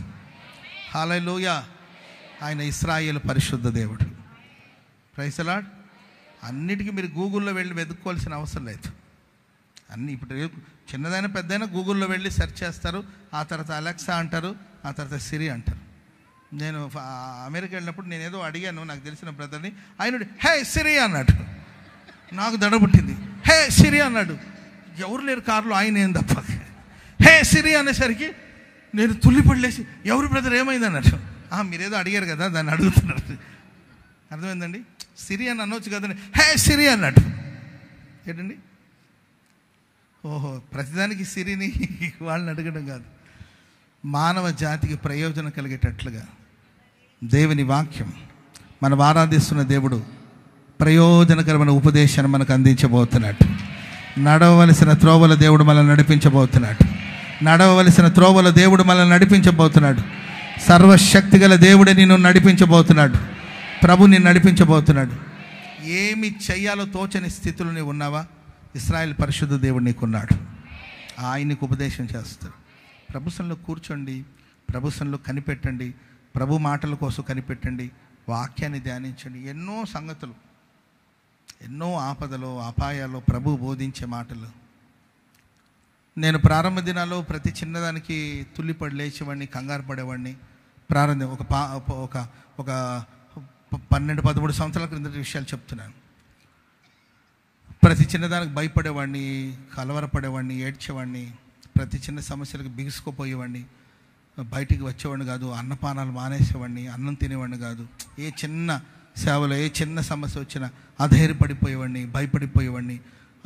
గదిలో కూర్చొని ఒక్కడిని ఏడుస్తూ ఉండేవాడిని, రోజుల తరబడి ఏడుస్తూ ఉండేవాడిని, అన్నం తినేవాడిని కాదు. అప్పుడు నాతో ఉన్న సేవకులన్నా, ఎందుకన్నా మీరు అలా ఆలోచిస్తున్నారు, అంత మంచి జరుగుతుంది, భోంచేయండి అని చెప్పి వచ్చి భోజనం తెచ్చిన భోంచేసేవాడిని కాదని అట్లాగే పస్తుండిపోయాను. ఉపవాస ప్రార్థన కాదు, పస్తుండిపోయేవాడిని, అధైర్యపడిపోతుండేవాడిని. ఏం అర్థమయ్యేది కాదు, అయోమయంగా ఉండేది పరిస్థితి, గందరగోళానికి లోనవుతున్న ఆ రోజులో ఒకరోజు నేను వాక్యం చదువుతుంటే ప్రభు నాకు ఒక చక్కని మాట గుర్తు చేశాడు. అదేంటంటే, నీ శత్రువులందరినీ నీ పాదానికి నేను పాదపీఠముగా చేయేంత వరకు నీవు నా దగ్గర కూర్చోవాలని ప్రభు చెప్పాడు. స్తోత్రం చెప్పడం గట్టిగా. హల్లెలూయా. నువ్వు కేవలం కూర్చో, నువ్వు కూర్చో. నీ శత్రువులు అంటే ఎవరో మనుషులని కాదు, మనకున్న పోరాటాలు, మనకున్న సమస్యలు, మనకున్న నిందలు, మనకున్న అవమానాలు, అవన్నీ కూడా ఒకరోజు మన పాదానికి పాదపీఠముగా ప్రభు చేస్తాడు. హల్లెలూయా. కానీ నేనేం చేయాలంటే ఆయన పాదాల దగ్గర కూర్చోవాలి. మనం ఎక్కడ కూర్చోవాలండి? పాదాల దగ్గర కూర్చొని, జస్ట్ కూర్చొని ఊరక నిలిచి ఉండి చూడండి. యెహోవా కలుగు చేయు రక్షణను మీరు ఊరక నిలబడి ఉండి చూడండి. ఆయనే రక్షిస్తాడు. ఊరక ఉండి మీరు ఫలం పొందుకోండి. నేను నమ్మే సిద్ధాంతం ఏంటంటే, మనం చేయగలిగింది కొన్ని ఉంటుంది, మనం చేయలేనిది కొన్ని ఉంటాయి. చేయగలిగిందే మనం చేస్తాం, చేయలేని వాటిని ప్రభుకి అప్పగిస్తాం, అంతే. ఆమెను చెప్పడం గట్టిగా. హల్లెలూయా. మనకు అర్థమయ్యే కొన్ని ఉంటాయి, మనకు అర్థం కాని కొన్ని కార్యాలు ఉంటాయి. నువ్వు చేయగలిగిన వర్క్ కొన్ని ఉంటాయి, చేస్తావు. నీకు అర్థం కాని కార్యాలు ఉంటే మీ పై అధికారి ఒక ఆయన ఉంటాడు, ఆయన దగ్గర సార్ ఇది నాకు అర్థం కాలేదు అంటే ఆయన వివరించడమో లేకపోతే ఆయన చేయడమో జరుగుతుంది, అంతే. మనకు రాని దాని గురించి, మనకు తెలియని దాని గురించి మనం ఎందుకు తలబెట్టి గందరగోళానికి లోనవ్వడం ఎందుకు? ఆ రోజు నేను తీర్మానం చేసుకున్నాండి, జీవితంలో ఎన్ని ఆపదలు వచ్చినా ప్రభు పాదాల దగ్గర కూర్చోవడం నేను నేర్చుకున్నాను. Praise the Lord. ఎన్నెన్నో పోరాటాలు వస్తున్నాయి, ఎన్నెన్నో ఆపదలు వస్తున్నాయి, అవమానాలు వస్తున్నాయి, కష్టాలు వస్తున్నాయి, శ్రమలు వస్తున్నాయి, నిందలు వస్తున్నాయి. ఎన్ని వచ్చినా కూడా ఇప్పుడు నేను ఒకటే నేర్చుకున్నానండి, ప్రభు పాదాల దగ్గర కూర్చుంటాను, ఆయనే చూసుకుంటాడు, అంతే. Praise the lord. హల్లెలూయా. ఉపవాస ప్రార్థనప్పుడు మాత్రమే నేను ఉపవాసం ఉంటాను. అలిగి అన్నం మానడం, బాధపడి అన్నం తినకుండా మానడం చేయనండి. అది అర్ధరాత్రి అయినా కానీ లేచి అన్నం తినే పడుకుంటాడు. Praise the Lord. అది అర్ధరాత్రి వేళైనా సరే, ఈ రాత్రి ఎందుకు నేను అనుకోను, అర్ధరాత్రి లేచి అన్నం తిని ప్రార్థన చేసుకుని పడుకుంటాను. ఏంటండి, కుంభాలు తినకపోయినా కొంచెమైనా తిని ప్రశాంతంగా పడుకుంటాను. ఎందుకంటే ప్రభు చూసుకుంటాడు, అంతే. స్తోత్రం చెప్పడం గట్టిగా. నన్ను ఇలా మార్చింది ఎవరు తెలుసండి? దేవుని వాక్యం. నన్ను మార్చింది ఎవరు తెలుసండి? దేవుడు. నాకు ఈ ఉపదేశాన్ని అందించింది ఎవరు తెలుసండి? దేవుడు. ఈ త్రోవలో నన్ను నడిపిస్తుండేది ఎవరు తెలుసండి? దేవుడు. Praise the Lord. ఇశ్రాయేలు పరిశుద్ధ దేవుడు నీకు ఉపదేశం చేయబోతున్నాడు. అవన్నీ కూడా నీ ప్రయోజనం కొరకు ఆయన ప్రభు బోధిస్తాడు. కనిపెట్టండి, ప్రభుత్వంలో ప్రార్థన చేసుకోండి. ప్రభు చక్కగా మనకు వివరిస్తాడు. దేవుడు వాక్యం ద్వారా దేవుడు వివరిస్తాడు, దర్శనాల ద్వారా దేవుడు వివరిస్తాడు, స్వప్నముల ద్వారా దేవుడు వివరిస్తాడు. దైవ సేవకుల వాళ్ళు బోధిస్తుండే వాళ్ళ బోధ ద్వారా దేవుడు మనకు ప్రయోజనం కలిగించే సంగతులు చెప్తాడు. ఆమె ఆ తర్వాత దేవుడు మనల్ని నడిపిస్తాడు. ఇంకొక మాట చెప్తా. Praise the Lord. చదవండి యెషయా గ్రంథం 41వ అధ్యాయము 17వ వచనం. యెషయా గ్రంథం 41:17. దీన దరిద్రులు నీళ్లను వెదుకుచు ఉన్నారు, నీళ్లు దొరకక వారి నాలుక దప్పిక చేత ఎండిపోవచ్చు ఉన్నది. యెహోవానను నేను వారికి ఉత్తరమిస్తున్నాను. ఇశ్రాయేలు దేవుడైన నేను వారిని ఏమాత్రం విడనాడను. స్తోత్రం చెప్పండి అందరు గట్టిగా. హల్లెలూయా. దీన దరిద్రులు నీళ్లను వెదుకుచున్నారు, నీళ్లు దొరకక వారి నాలుక దప్పిక చేత ఎండిపోవచ్చు ఉన్నది. నేను వారికి ఉత్తరం ఇచ్చుచున్నాను, ఇశ్రాయేలు దేవుడైన యెహోవానగు నేను వారిని ఎంత మాత్రము విడనాడను. ఆమేన్. ఇశ్రాయేలు దేవుడు మనకు ఉత్తరం ఇస్తాడు, ఆయన మనల్ని ఎంత మాత్రం విడిచిపెట్టాడు. Praise the Lord. దీన దరిద్రులు నీళ్లను వెతుకుచున్నారంట. ఈ రాత్రి ఇక్కడ కూడి వచ్చిన మీరు ఏదో వెతుకుతున్నారు. అమ్మా, హల్లెలూయా. యేసు ప్రభు అడిగాడు, అమ్మా ఎందుకు ఏడ్చుచున్నావు, ఎవరిని వెతుకుచున్నావు? ఇక్కడ కూడి వచ్చిన మనం కొన్ని పర్యాయాలు దేనినో వెదికి వెదికి వెదికి వెదికి అక్కడ దీనులు దరిద్రులు నీళ్లను వెతుకుచున్నారంట. నీళ్లు దొరకక వారి నాలుక దప్పిక చేత ఎండిపోవచ్చు. లైఫ్లో కొన్ని కార్యాలను మనం వెతికి వెతికి వెతికి వెతికి అది ఎంత మాత్రం దొరకనప్పుడు ఎండిపోయే అనుభవంలోనికి వెళ్ళిపోతాం.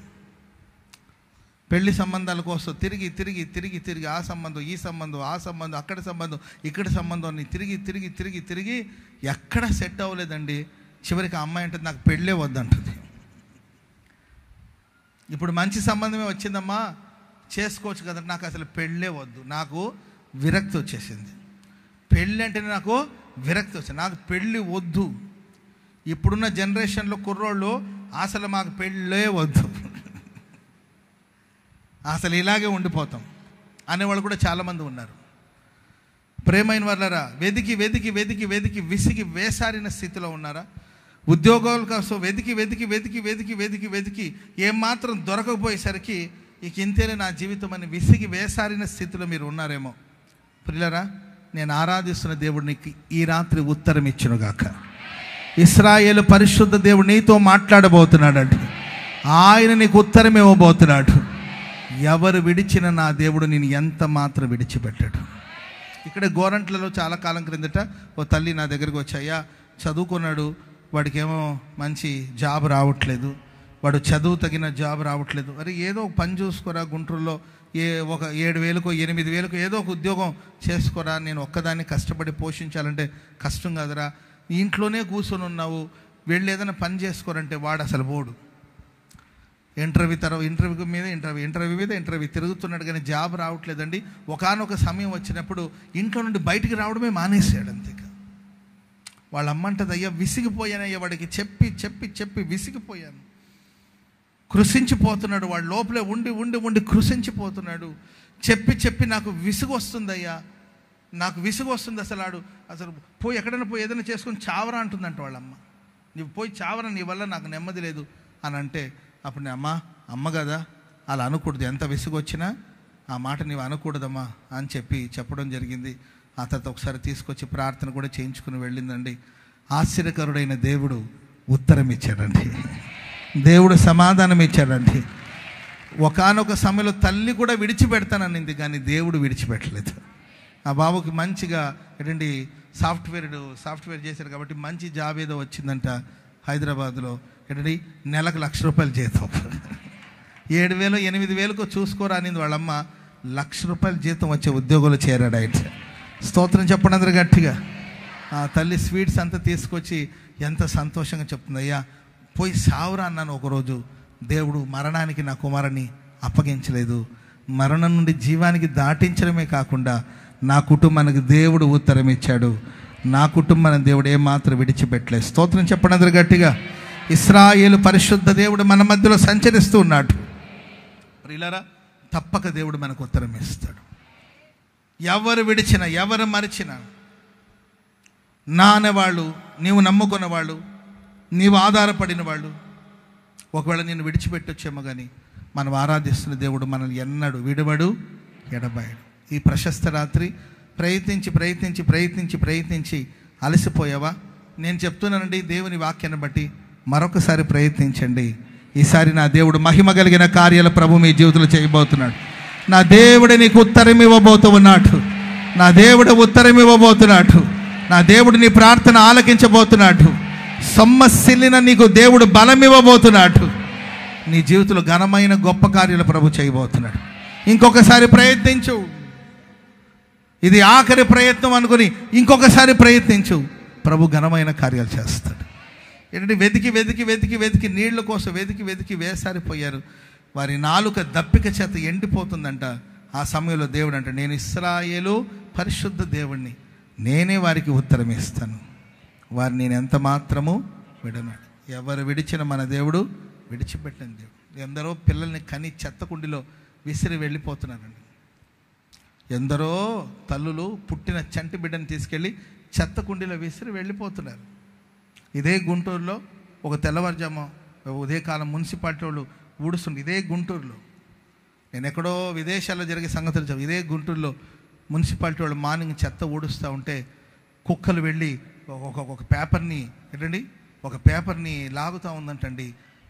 ఏం జరుగుతుందని చూస్తే ప్రియులరా, ఒక పేపర్లో ఒక చంటి బిడ్డను చుట్టి ఆ చెత్త కుండీలో పడేసి వెళితే ఏంటండి, ఆ కుక్కలు ఆ పేపర్ని అంతా చింపి ఆ బిడ్డను కూడా ఏంటంటే నోటితో కరుచుకొని వెళుతుంటే హడావుడిగా అక్కడ పనిచేసే వాళ్ళు పరిగెత్తుకుంటూ వెళ్ళి ఆ కుక్కను తోలితే ఏంటంటే దేహం అంతా గాయాలైపోయిన ఓ చంటి బిడ్డ. పిల్లలు లేరని కొందరు బాధపడుతుంటే ఏంటంటే పుట్టిన చంటి బిడ్డ. మరి ఆమె సమస్య ఏంటో మనకు తెలీదు, ఏ కారణాలతో మరి ఆ బిడ్డను అలా విసిరేసి వెళ్ళిందో తెలియదండి. చచ్చిన బిడ్డ కాదండి, బ్రతికిన శిశువుని ఓ పేపర్తో చుట్టి చెత్త కుండీలో విసిరేసి వెళ్ళిపోయింది. మనుషులు విడిచిపెట్టేస్తారు, మనుషులు మర్చిపోతారు. తమిళనాడులో ఏంటండి ఒక తల్లి చంటి బిడ్డను తీసుకుని వాషింగ్ మిషన్లో వేసేసి ఏంటండి వాషింగ్ మిషన్లో వేసేసి మూత పెట్టేసి స్విచ్ ఆన్ చేసేసి. మానవత్వం, ఒక తల్లే తన బిడ్డ విషయంలో కఠినం చూపిస్తే, అందుకే దేవుడు స్త్రీ తన గర్భాన పుట్టిన చంటి బిడ్డను మరచునా వారైనా మరచుదురు కానీ నేను మరోనని ప్రభుత్వం. కొన్నిసారి తల్లే మర్చిపోతుంది. వాళ్ళ సుఖభోగాల కోసం, వాళ్ళ స్వార్థాల కోసం, వాళ్ళ సుఖభోగాల కోసం మానవత్వాన్ని మర్చిపోయి, మంచితనాన్ని మర్చిపోయి, తల్లి అనే సంగతిని మర్చిపోయి, తండ్రి అనే సంగతిని మర్చిపోయి కఠినంగా ప్రవర్తించే లోకంలో ఎందరో ఉన్నారు. ఇశ్రాయేలు పరిశుద్ధ దేవుడు, ఆయన మనకు ఉత్తరం ఇస్తాడండి. ఎవ్వరు మనల్ని మరచిన మన దేవుడు మనల్ని మరచిపోడు. యుగ సమాప్తి వరకు సదాకాలమైన మనతో పాటు ఉంటాడు, మనతో పాటు ప్రభు ఉంటాడు, మన పక్షాన ప్రభు ఉంటాడు. పౌలు గారు అంటారు, అందరూ నన్ను విడిచిపోయినా నా దేవుడు నా పక్షాన్ని నిలబడ్డాడు.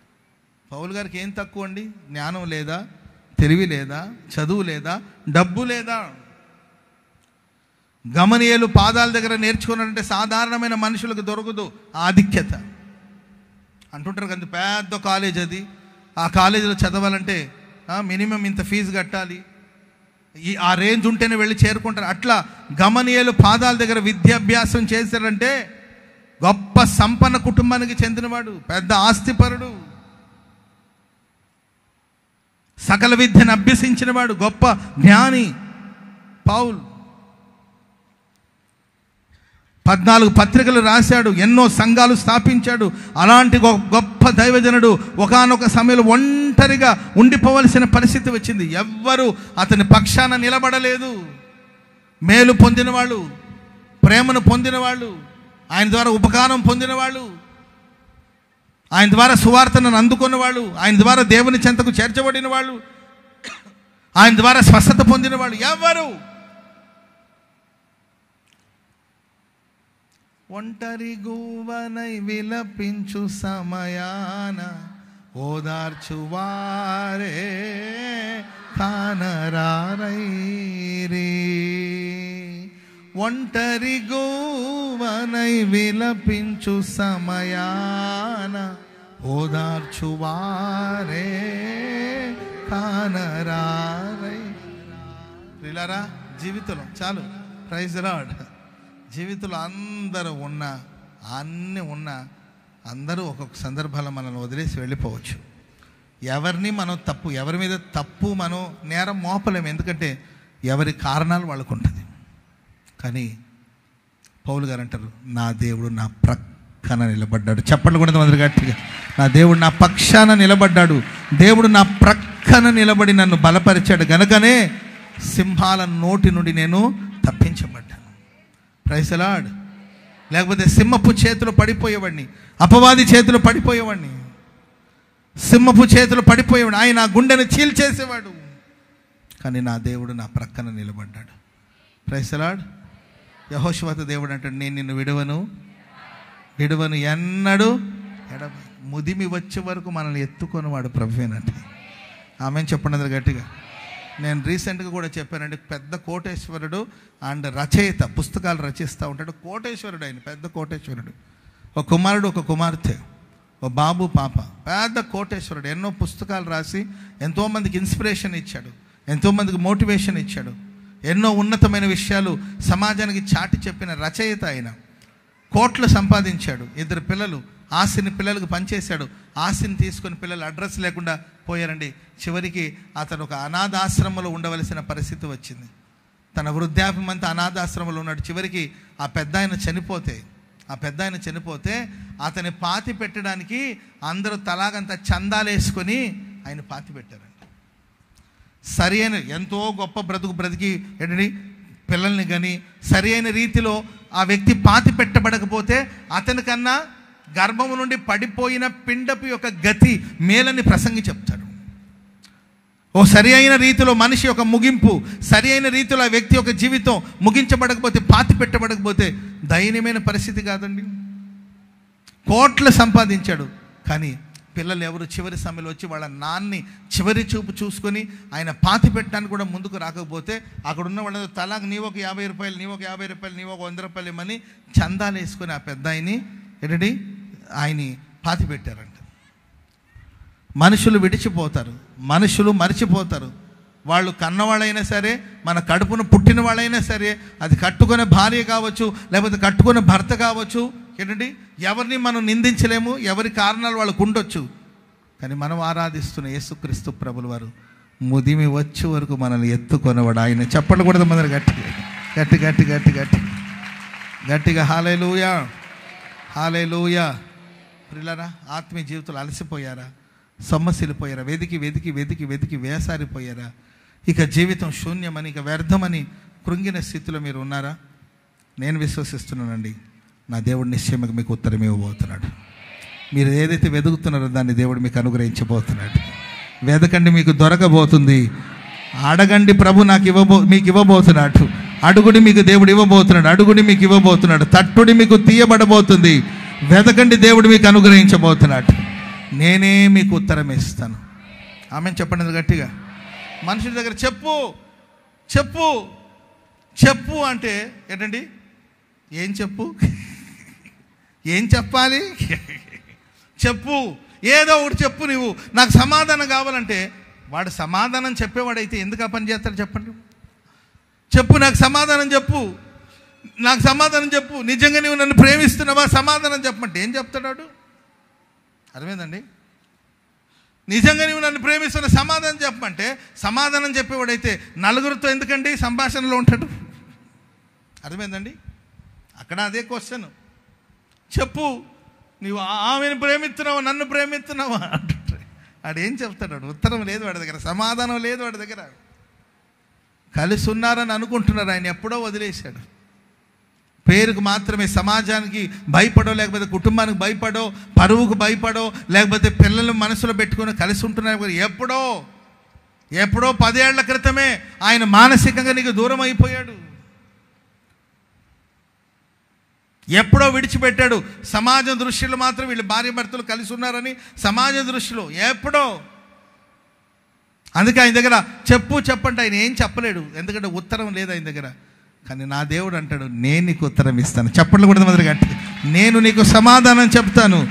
యుగ సమాప్తి వరకు సదాకాలం నేను మీతో కూడా ఉంటాను, క్షణమైనా నేను నిన్ను విడువను. ప్రైజ్ ది లార్డ్, హల్లెలూయా.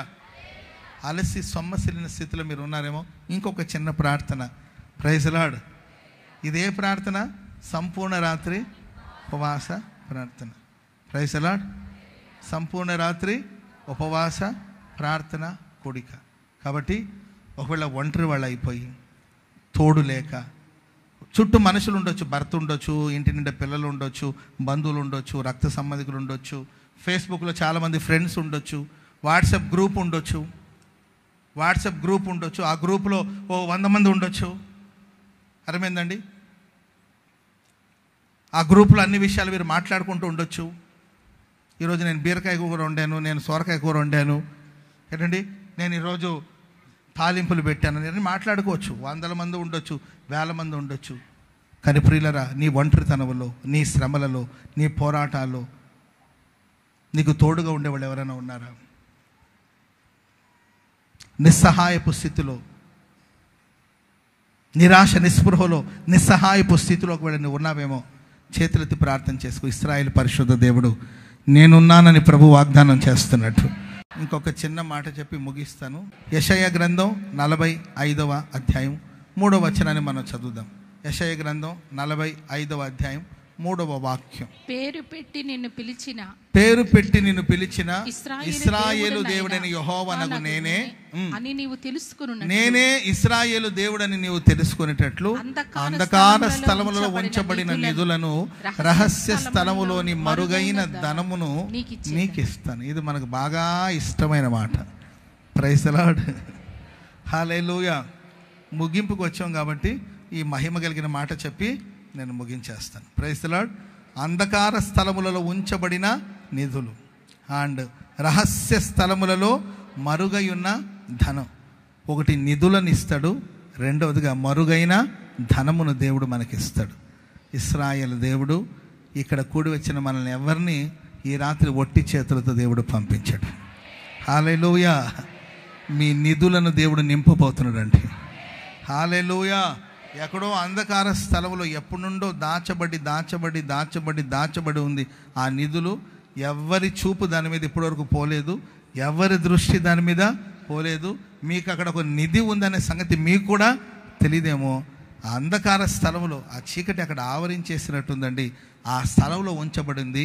ఆ చీకటిని దేవుడు తొలగించబోతున్నాడు. ఆ స్థలం మీద వెలుగు ప్రసరింప చేయబోతున్నాడు. ఆ దాచబడిన నిధులను దేవునికి అనుగ్రహించబోతున్నాడు. హల్లెలూయా. రహస్య స్థలములో ఎవరికి తెలియకుండా రహస్యంగా దాచబడి ఉన్న ధన నిధులు ఉన్నాయండి. ఆ మరుగైన ధన నిధులను దేవుడు నీకు ఇచ్చునుగాక. Praise the lord. దైవజనులు యేసన్ గారు ఒకసారి అప్పుడు లేమలేలో గుడారాల పండుగ జరుగుతుండేది. శారదా కాలనీలో ఆరాధన జరుగుతుండేది. అన్న లేమలేలో ప్రారంభించారు, శారదా కాలనీలో ఆరాధన జరుగుతుంది. మీకు తెలుసు శారదా కాలనీ ప్రార్థన మందిరం ఇప్పుడు మీరు చూసుంటారు. ఇప్పుడు చూస్తే మనకు అనిపిస్తుంది ఈ చోటైనా అంతకాలం ఆరాధన జరిగిందని. అప్పట్లో అది పెద్ద స్థలం. ఇప్పుడు వెళ్ళి చూస్తే మనకు చాలా చిన్న మందిరం, శారదా కాలనీలో మనకు ఒక ప్రార్థన మందిరం ఉంటుంది. అక్కడ అన్న పరిచర్య చేస్తూ లేమలలో గుడారాల పండుగ జరుగుతూ ఉండేదంట. అంటే దైవ సేవకులు చెప్పడం, అప్పుడు మేము సేవకు రాలేదు. దైవజనులు ఒకరోజు లేమలకి వెళ్తున్నట్టు శారదా కాలనీ ఏదో ప్రార్థన చేసుకుని లేమలకి వెళ్తూ ఉన్నప్పుడు ఇక్కడ మన చర్చికి ఎదురుగా ఇదంతా ముళ్ళ తుప్పలు, అసలు దారి లేదు. అంత గచ్చ పొదలు, ముళ్ళ తుప్పలు, బలురక్కసి చెట్లతో నిండిపోయిండేది. ఇక్కడ పెద్ద పెద్ద పాములు ఉండే. మేము వచ్చిన క్రొత్తలో పెద్ద పెద్ద పాములు. అర్థమైందండి? ఎన్ని పాములు చంపుంటామో ఇక్కడ. పెద్ద పెద్ద పాములు. సాయంత్రం చీకటి పడిపోతే ఇటువైపు ఎవరు వచ్చేవాళ్ళు కాదు. గోరంట్లకి ఇక్కడికి పెద్ద డిస్టెన్స్ ఏం కాదు, దగ్గర. కానీ ఒకప్పుడు గోరంట్లకి ఏదో కొన్ని కిలోమీటర్లు ఉన్నంత అట్టు అనిపించేది. ముళ్ళ పొదలు, గచ్చ పొదలు. ఎందుకు బండి ఇక్కడ ఆపారంట. వీరేంద్ర కుమార్ గారని యేసన్ గారికి చాలా ప్రియమైన సహోదరులు, యేసన్ గారిని ఎంతో ప్రేమించిన సహోదరులు వాళ్ళు. అన్న యేసన్ గారు, వీరేంద్ర కుమార్ గారు ఇద్దరు కలిసి ఇటు వెళుతున్నప్పుడు మాట్లాడుతూ ఉన్నారంట.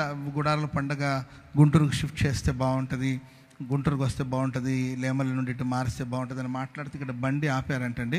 ఆపి మాట్లాడుకుంటున్నప్పుడు వెంటనే వీరేంద్ర కుమార్ గారు అన్నారంట యేసన్ గారితో, అన్న మీరు ఏమనుకోకపోతే ఇక్కడ ఒక స్థలం ఉంది, నాకు ఒక చిన్న స్థలం ఉంది, ఒకవేళ మీరు ఇక్కడ పరిచయం చేస్తే అయితే చేయొచ్చు అన్నారట. ముళ్ళ తుప్పలు, గచ్చపొదలు, ఇప్పుడున్న పాత మందిర స్థలం.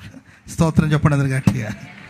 ఆ పాత మందిర ఇక్కడ స్థలం మరుగై ఉన్న ఏంటండి అంధకార స్థలములలో ఉంచబడిన నిధిగా ఈ గోరంట్ల పరిచయం దేవుడు మనకి ఇచ్చాడు. చెప్పండి కూడా మరి గట్టిగా హల్లెలూయా.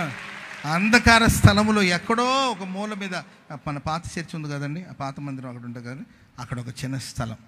అప్పుడు ఆయన ఇక్కడ చేస్తే బాగుంటుందండి. వెంటనే ఆయన ఇద్దరు ఆ రాత్రి వేళ ఆ రోడ్డు మీద నిలబడి ప్రార్థన చేయడం, ఆ తర్వాత వచ్చి ఇక్కడ పరిచర్య ప్రారంభించడం, ఆ తర్వాత దైవజనులు యేసన్ గారు, మేరక గారు కొంచెం స్థలాన్ని తీసుకోవడం, ఆ తర్వాత మందిరం నిర్మించడం, ఆ తర్వాత మేము వెనుకున్న కొంచెం స్థలాలు కొంటూ ఈరోజు ఇంత పెద్ద స్థలాన్ని దేవుడు మనకు అనుగ్రహించి మరుగై అంధకారంలో ఉంచబడిన ఈ నిధిని దేవుడు మనకిచ్చాడు. చెప్పండి కూడా మందరు గట్టిగా గట్టి గట్టి గట్టి గట్టిగా హల్లెలూయా చెప్పండి గట్టి హల్లెలూయా.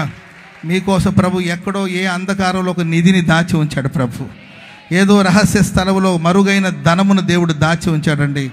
ఇశ్రాయేలు పరిశుద్ధ దేవుడు. ఇది ఏ మాసం చెప్పాలి? శ్రావణ మాసమా? సెప్టెంబర్ మాసం. ఈ సెప్టెంబర్ మాసంలో దేవుడు దాచబడిన ధన నిధులను దేవుడు మనకు అనుగ్రహించబోతున్నాడు.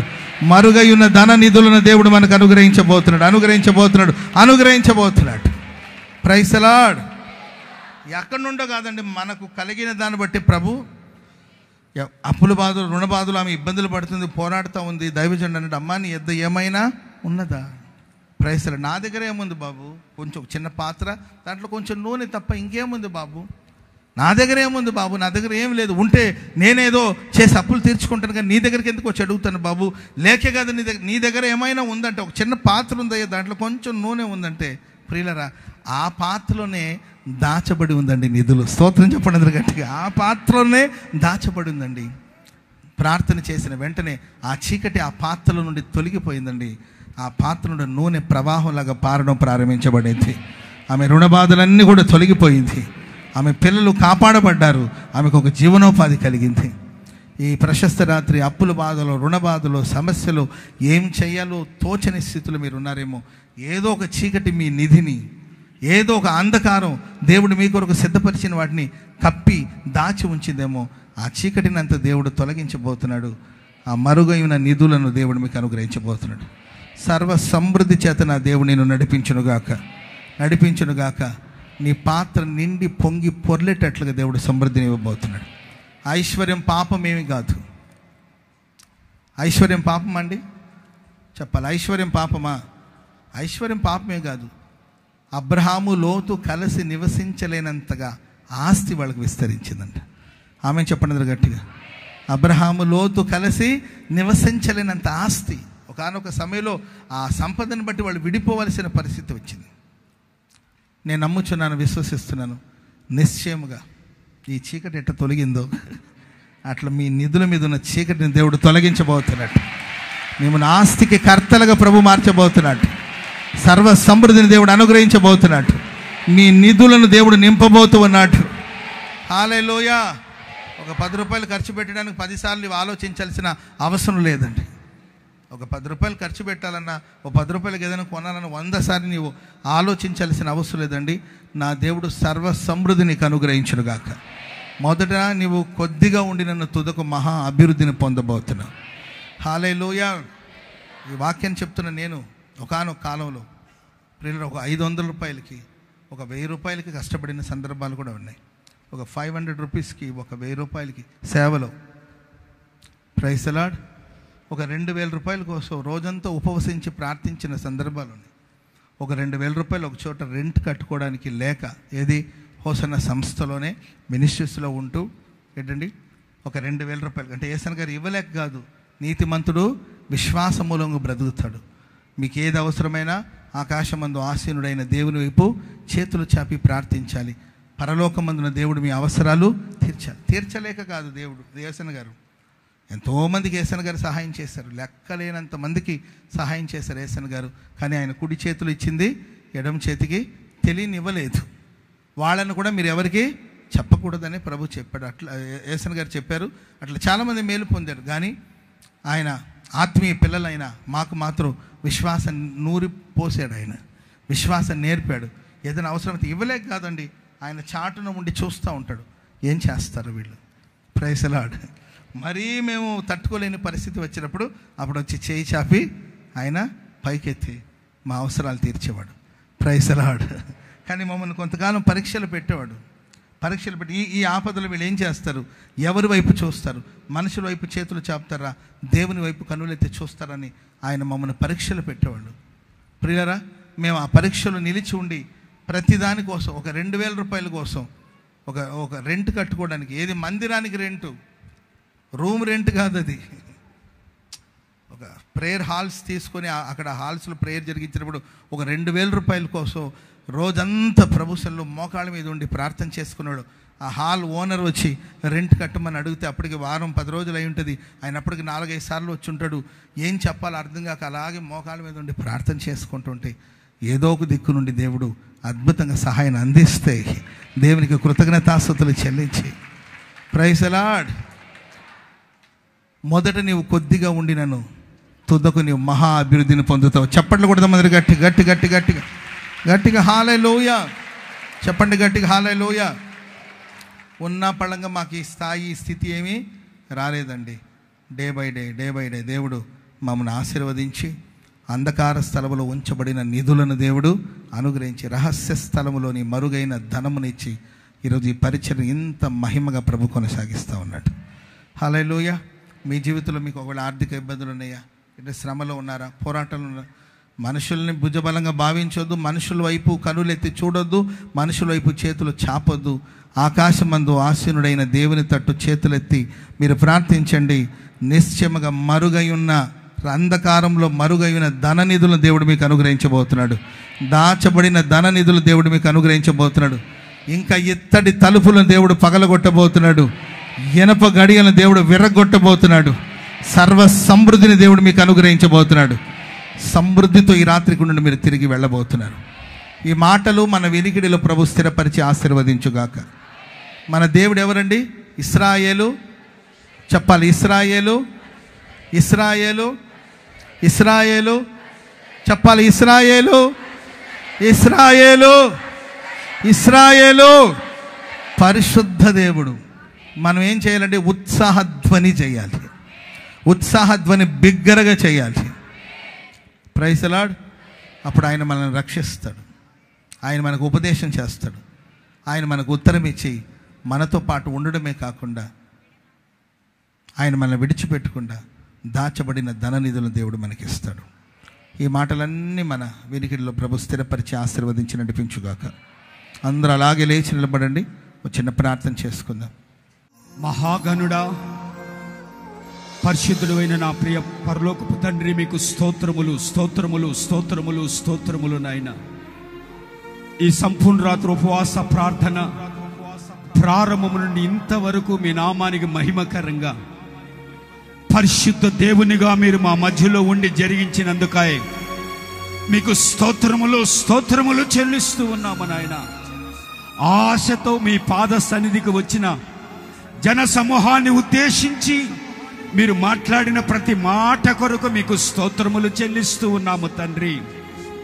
ఇశ్రాయేలు పరిశుద్ధ దేవా, మీరు మా మధ్యలో సంచరిస్తూ ఉండగా అలసిన ప్రాణములను తెప్పరిలింప చేసి కన్నీళ్ళని నాట్యముగా మరల్చి మా బ్రతుకులో గొప్ప ఉత్సాహ ధ్వని కలిగేటట్లుగా మీ జీవపు మాటలు మీరు అనుగ్రహించినందుకై మీకు స్తోత్రములు చెల్లిస్తూ ఉన్నాం. ఇంత ప్రేమ కలిగిన దేవునిగా మీరు మా మధ్యలో సంచరించారయ్యా, మీకు స్తోత్రములు చెల్లిస్తున్నాం. ఇశ్రాయేలు పరిశుద్ధ దేవునిగా మీరు మా మధ్యలో ఉండి మమ్మల్ని రక్షించే దేవుడివని మీరు సెలవిచ్చిన ప్రతి మాట కొరకు మీకు స్తోత్రమయ్యా. నిజమేనాయనా ప్రభు, లోకమనే నా తండ్రి భయంకరమైనటువంటి శత్రు పరిస్థితులు కొనసాగింపబడుతూ ఉండగా, క్రూరత్వాలు ప్రదర్శిస్తూ ఉండగా, సింహము ఎలుగు పంటిల వలె నా తండ్రి భయానకమైన పరిస్థితులు కలగజేస్తూ ఉండగా, వాటి మధ్యలో దయాళుడా, సర్వశక్తి కలిగిన వాడా, నేనున్నానని మా మధ్యలో నిలిచినందుకై మీకు స్తోత్రములు చెల్లిస్తూ ఉన్నాము నాయన. మా కన్నీటిని నాట్యముగా మరల్చినందుకు స్తోత్రములు నాయన. అధైర్యాన్ని తొలగించినందుకు స్తోత్రములు నాయన. మీరు మాకున్నందుకై మీకు స్తోత్రములు చెల్లిస్తూ ఉన్నాము నాయన. ఒక్కొక్కరి వెన్ను తట్టి అధైర్యముతో ఉన్న బిడ్డలని విడుదల కలగజేసి నేనున్నానని ధైర్యపరిచినందుకు మీకు స్తోత్రము నాయన. అంతము వరకు రక్షించగలిగిన సమర్థుడివి, శక్తి కలిగిన దేవుడివి నాయన. నా తండ్రి మీకు స్తోత్రములు నాయన. ఏ ఏ పరిస్థితులలో నీ సన్నిధిలో నీ బిడ్డలు చేరి వచ్చారో ఈ రాత్రి తేటగా మీ దాసుని ద్వారా మీ మాటలు తెలియజేసినందుకై మీకు స్తోత్రములు నాయన. ఇశ్రాయేలు పరిశుద్ధ దేవునిగా మేము నడవవలసిన త్రోవని మమ్మల్ని నడిపించి చక్కటి మీ ఉపదేశాలు మాకు అనుగ్రహించి నడిపించే దేవుడివైనందుకు మీకు స్తోత్రములు నాయన. ఆలోచన చేత నడిపించగలిగిన దేవుడివి, చెయ్యి పట్టి నడిపించగలిగిన దేవుడివి, చీకటి పారద్రోలి వెలుగులో నడిపించగలిగిన సర్వశక్తి కలిగిన దేవుడివైనందుకు మీకు స్తోత్రములు నాయన. తండ్రిగా మాకు తోడై మీ ఉపదేశము చేత నడిపించే సహాయము చేయమని అడుగుచూ ఉన్నాము నాయన. పరసంబంధమైన ఆలోచనలు మీ ప్రియబిడ్డలమైన మాకు మీరు అనుగ్రహించి వ్యాపార రీత్యా, కుటుంబాల రీత్యా, ఉద్యోగాల రీత్యా, యవన బిడ్డల రీత్యా మీ ఆలోచనల చేత నడిపించి మీరు మహిమ పొందమని అడుగుచున్నాము నాయన. సర్వశక్తి కలిగిన వాడా, ప్రభువా, పరిశుద్ధ దేవునిగా నేను మిమ్మును విడవను అని మీరు మాట్లాడిన ప్రతి మాట కొరకై మీకు స్తోత్రములు నాయన. మాకు ఉత్తరమిచ్చే దేవునిగా మా మధ్యలో ప్రత్యక్షమైనందుకు మీకు స్తోత్రములు చెల్లిస్తూ ఉన్నాం. ఇంత గొప్ప దేవునిగా మీరు మాకు తోడై ఉన్నందుకు మీకు స్తోత్రము చెల్లిస్తూ ఉన్నాం ప్రభువా. నా తండ్రి, చాపబడిన హస్తాలు కాపాడబడలేకపోవచ్చు నాయనా, ఎగతాళికి అప్పచెప్పవచ్చు నాయనా, అవమానములు దించివేయవచ్చు నాయనా. నమ్మదగిన సహాయకుడా, మీ వైపుకు చాపబడిన చేతులని మీరు మర్చిపోయే దేవుడు కానే కాదు తండ్రి. నా ప్రభువా, మా పక్షాన నిలిచి మా ప్రతి మొరని ఆలకించి ఉత్తరమిచ్చే దేవునిగా మీరున్నందుకై స్తోత్రములు నాయన. అనేక విషయాలు వాక్యము వింటూ ప్రార్థనలు చేసి ఉన్నాము నాయన. ప్రతి ప్రార్థన మీరు ఉత్తరం ఇస్తున్నందుకై మీకు స్తోత్రములు నాయన. ఆలకించే దేవుడివి, మా మధ్యలో సంచరించిన దేవుడివి, అభిషక్తునిగా నిలిచిన దేవుడివి నాయన. మీకే వందనాలు, స్తోత్రములు చెల్లిస్తున్నాం. ఏ ఒక్కరిని విడవక మీ హస్త బలము చేత ఒక్కొక్కరిని ఇశ్రాయేలు పరిశుద్ధ దేవ మా మధ్యలో సంచరించుచున్నవాడా, శత్రువుల మధ్యలో మా తల ఎత్తుకునేటట్లు చేయగలిగిన నా తండ్రి, ఈ ప్రజావాహిని మీరు ఆశీర్వదించమని అడుగుచూ ఉన్నాము నాయన. పరిశుద్ధ దేవునిగా దీన దరిద్రతలో మమ్మల్ని వదిలిపెట్టక కనికరించి ఆస్తికి కర్తలుగా మారుస్తానని సెలవిచ్చిన మీ మాటల కొరకై స్తోత్రములు నాయన. ప్రతి మాట పరిశుద్ధాత్ముడా తేటగా సంఘాన్ని చేరి వచ్చిన బిడ్డలని మమ్మల్ని ఉద్దేశించి మీరు మాట్లాడినందుకై మీకు స్తోత్రం. మీ సన్నిధిని మాకు ఉంచినందుకై మీకు స్తోత్రములు నాయన. మీ వాక్యం విత్తన మీ దాసుని బట్టి కూడా ప్రార్థన చేస్తున్నాను. ఇశ్రాయేలు పరిశుద్ధ దేవునిగా నీ దాసునికి తోడై ఉండమని అడుగుచున్నాము నాయన. ఈ యొక్క ప్రభా మినిస్ట్రీ నడిపించడానికి కావలసిన అభిషేకమును మరింతగా అనుగ్రహించి సహాయము చేయండి. వెళ్ళిన ప్రతి చోట బలమైన హస్తంలో ఎత్తిపట్టి నడిపించమని అడుగుచూ ఉన్నాము నాయన. ఇంతవరకు మీ సన్నిధి సముఖము తోడుగా ఉంచినందుకు మీకు స్తోత్రాలు చెల్లిస్తున్నాం. ఉదయకాలంలో జరుగుతున్న ఆరాధనలు మీరు ఆశీర్వదించండి. జరగబోతున్న బాప్తిజ కార్యక్రమాలు మీరు దీవించండి. మీ పరిశుద్ధ నామానికే మహిమ తెచ్చుకోమని ఘనత, మహిమ, ప్రభావాలు మీకు ఆరోపిస్తూ యేసు పరిశుద్ధ నామములు అడిగి వేడుకొనుచున్నాము తండ్రి, ఆమేన్. మన ప్రభువైన యేసుక్రీస్తు కృప, తండ్రి అయిన దేవుని ప్రేమ, పరిశుద్ధాత్మ దేవుని అన్యోన్య సన్నిధి సహవాసం, ఇశ్రాయేలు పరిశుద్ధ దేవుని వాగ్దానములని విశ్వసించిన ప్రతి బిడ్డకిని, చేరువచ్చిన మనకి, కార్యక్రమాన్ని వీక్షించిన వారికి, దైవ వాక్యోపదేశము చేసిన తన దాసునికి సదాకాలం కృపాక్షేమములు సన్నిధి తోడై ఉండి నడిపించును గాక. చెబుదాం ఆమేన్. హల్లెలూయా, హల్లెలూయా.